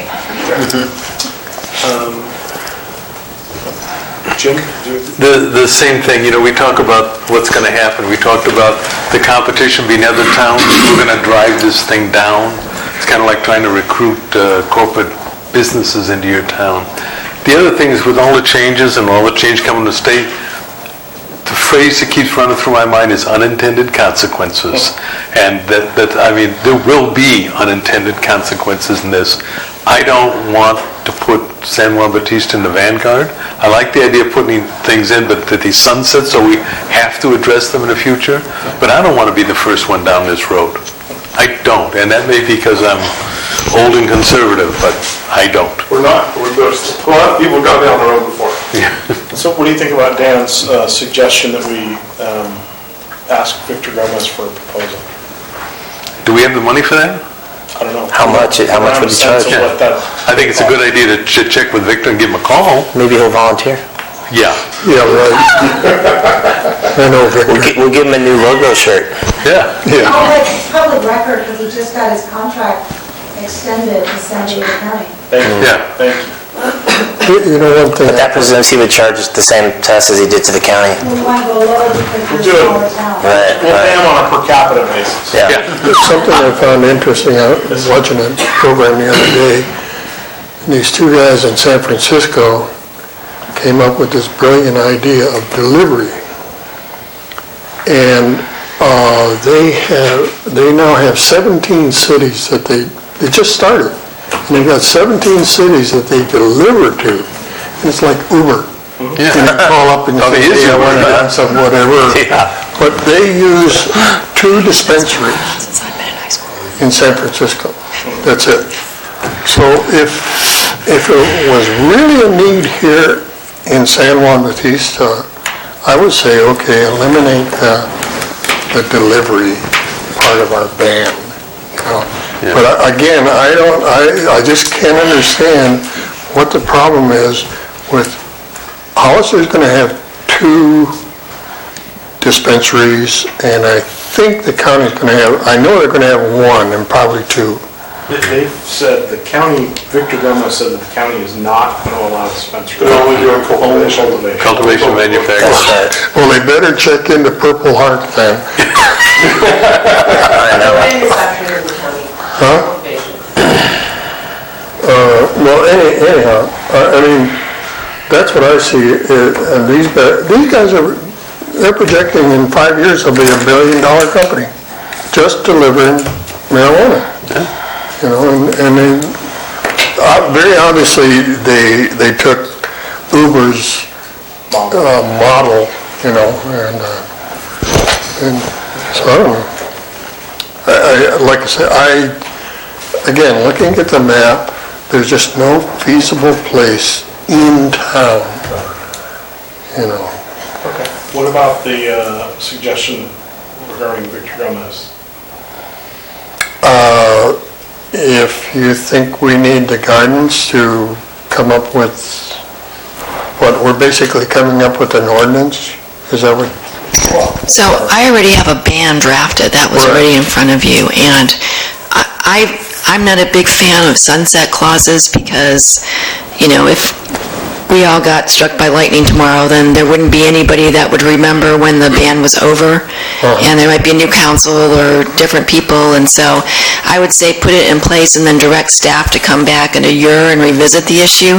That's how I would handle it. But you do need, if you don't want to have adult use marijuana in the city, you will need to enact a ban on that. Okay, before December or January? Before about January, right?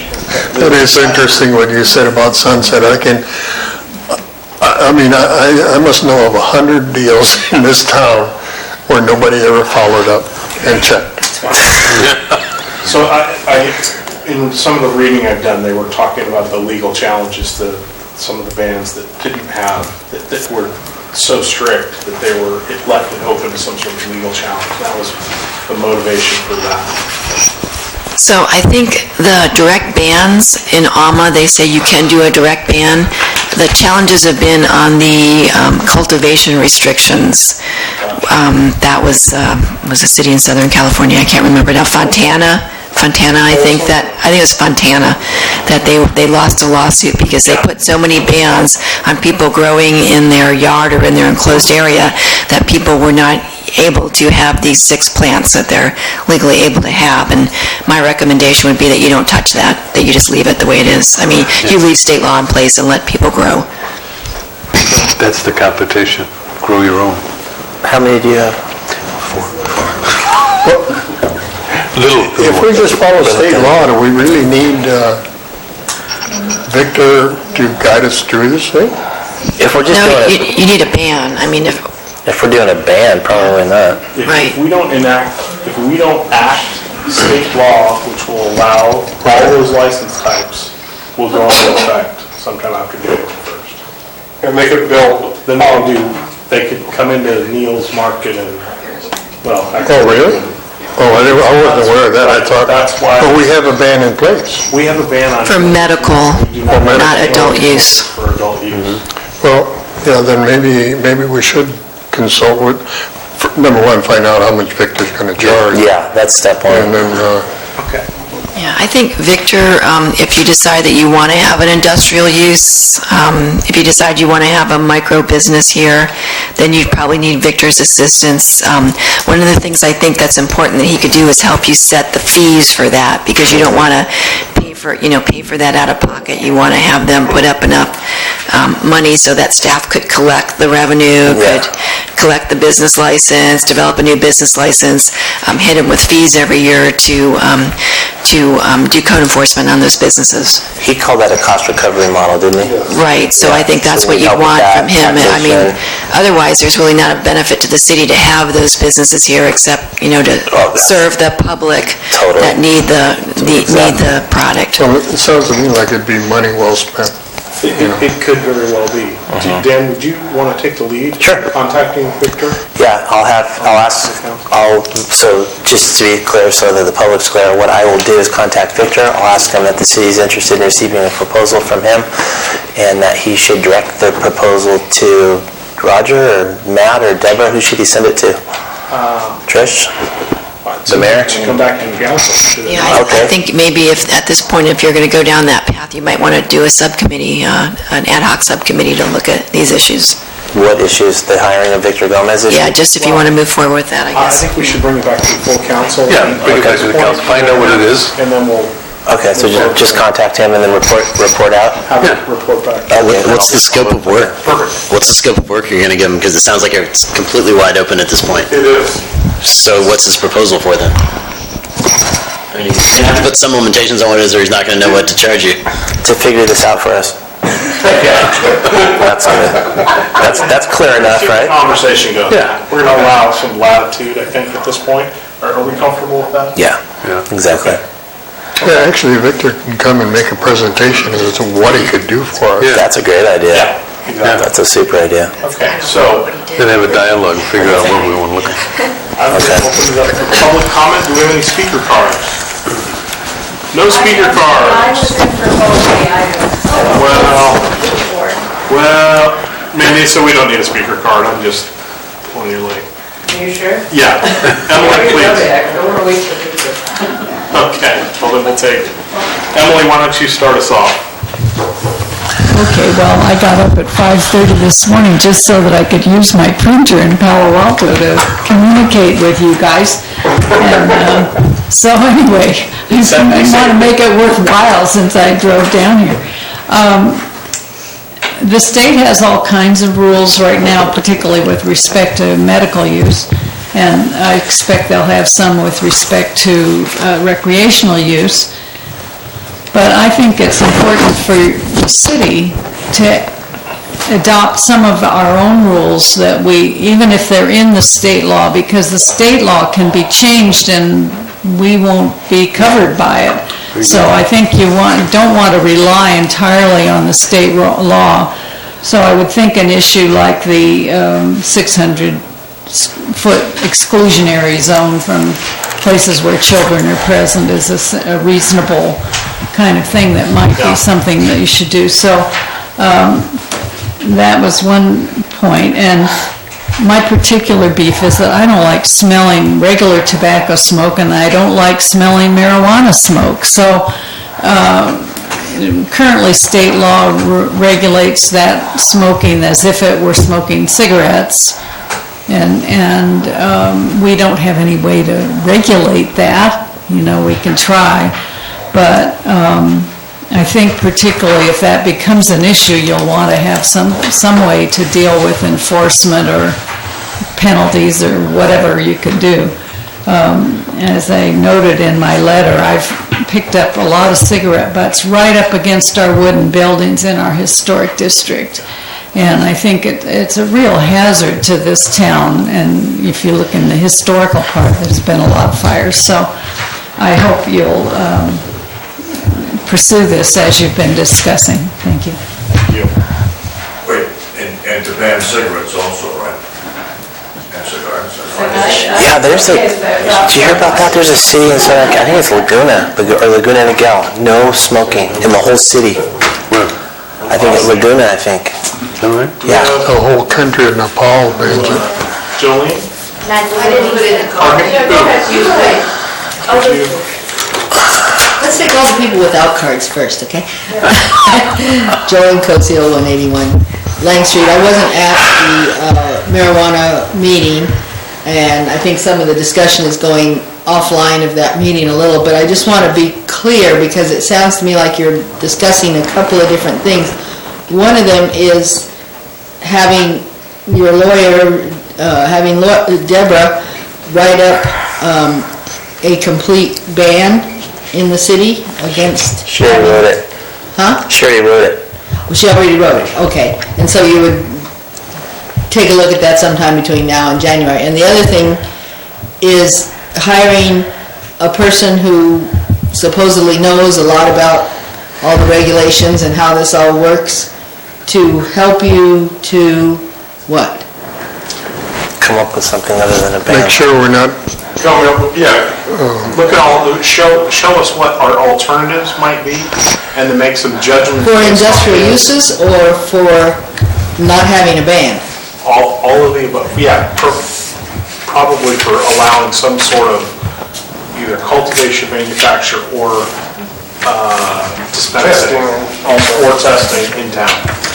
But from your marijuana meeting that you had, was the outcome that you would probably like to have a downtown ban against any kind of dispensaries, or no? No, there really wasn't any discussion about land use zoning, anything like that. No conclusion like that was reached. Correct. No conclusion, but that seemed to be the prevailing wind. I think we can say that with transparency. I didn't hear anyone say, let's have it in the historic district. Just curious, because like I've told council before, I'm all for everybody having their 6 plants. I'm opposed to making money off it. That's all. Mandisa?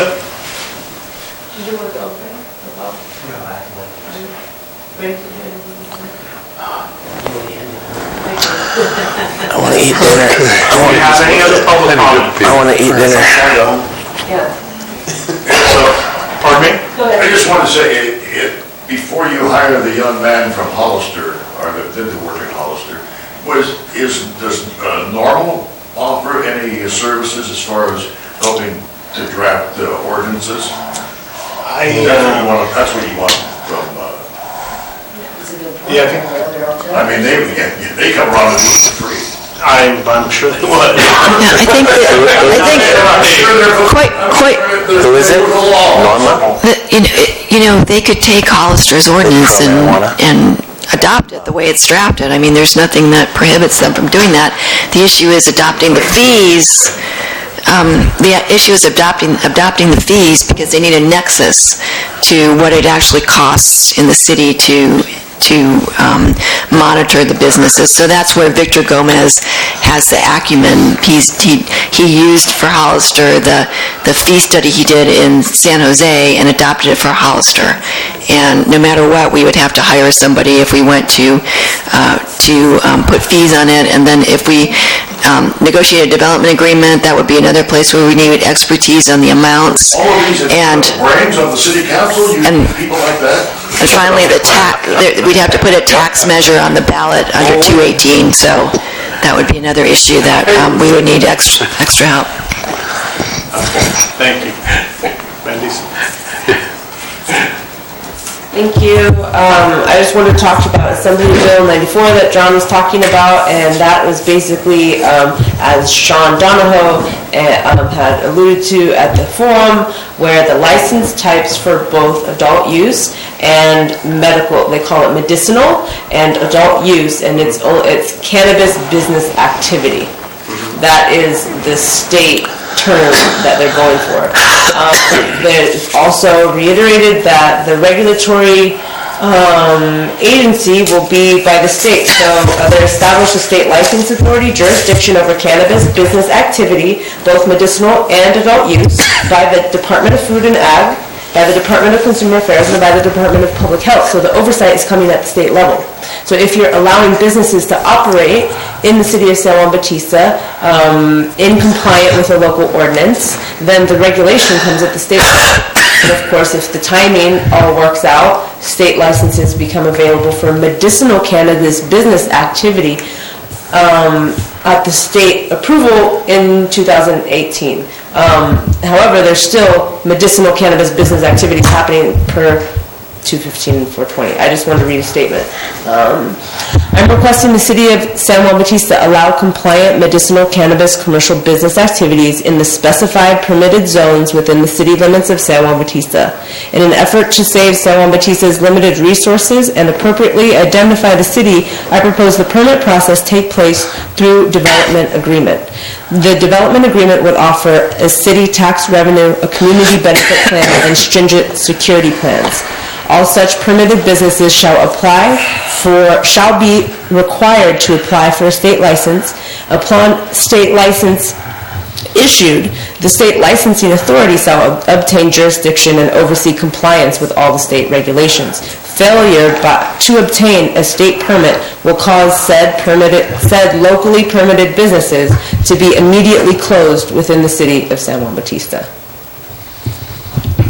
And I have a minute left. Do you have any questions or anything for me?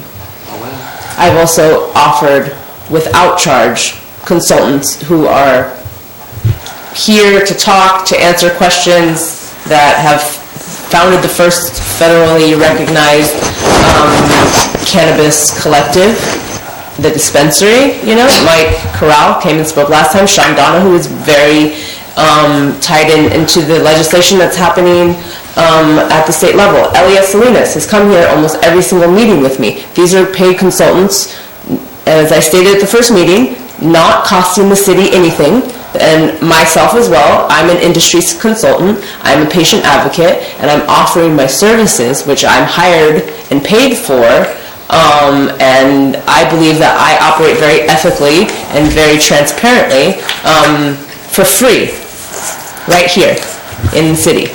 So I just want to state that. Thank you. Thank you. Okay, do we have any more from the council? Jeez. I want to say a couple things. So your council said about just taking I'm going to the... interrupt you for just a moment. Do we have any other public comment after this? No. Pardon me? No. Depends what she said. Do you want to make a public comment, Bob? No. Thank you. Go right ahead. Sorry. So she mentioned about using the Hollister ordinance, And I think it would behoove the council to have your city attorney review that application, and she could guide, the ordinance written herself without having to go to any expense from going to a third party. I don't know, maybe she needs to be... We have to pay her too. Yeah, okay, well, then I guess you need to find out, I realize that, but she's already contracted, so I'm just trying to find a ways for you guys to... Yeah, no, we pay her basically. Well, but she's your employee, I'm just trying to find resources for you not to have to go outside. You can go outside, obviously you can, but it would take the ordinance, it's already there. Victor Gomez has been working with the county. Victor Gomez did not do the city ordinance because he was a city councilman. He was... Yeah, we know all that. Okay, all right, so he is available to you, and it is public information. He just got his contract extended, and you're going to reach out to him tomorrow, but you could find out what his fees are via that. And I know it's very reasonable. It's not extraordinary out there, but, so anyway, just want to put that out to you guys, okay? Thank you. Thank you. Okay. Anything further at the council? Nope. No? Okay. That takes us to number 9, comments. City council comments. John? Yeah, I have one big comment, is going back to impact fees. I would like city staff to draw up a nexus for raising impact fees to the level of the city of Hollister or the county of San Benito. Okay. I'm tired of leaving money on the table. Okay, thank you. I'd like that on the agenda too, if I have to. Okay, why don't you and I discuss that offline? Thank you. Tony, anything? Just to tell John, 4 years ago we did this, rather? We went through this whole thing. Our fees at that time were out of line. They were too high, and we had to lower some of them. Okay. Just wanted to let you know that. Okay, good enough. So, I think the answer... Roger, we don't need an answer right now. We're going to discuss it at council as an agenda item. This is for comments, we're going to move on. Wait, so that's a discussion item for next time, so we're not... We're not going to discuss it right now. Okay. We will discuss it later.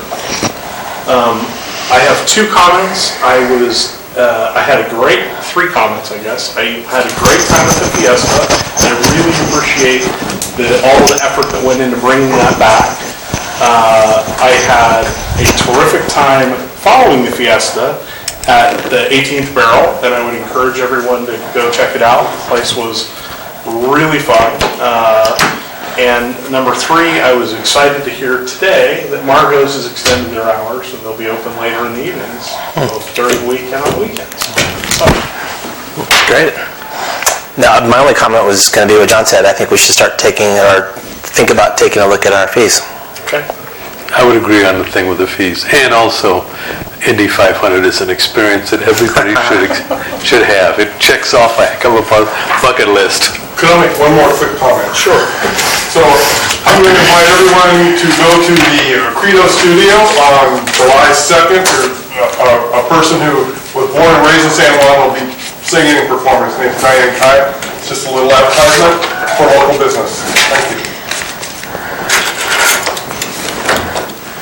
Okay. Sorry. City manager comments. None? Good. City attorney. None. Thank you.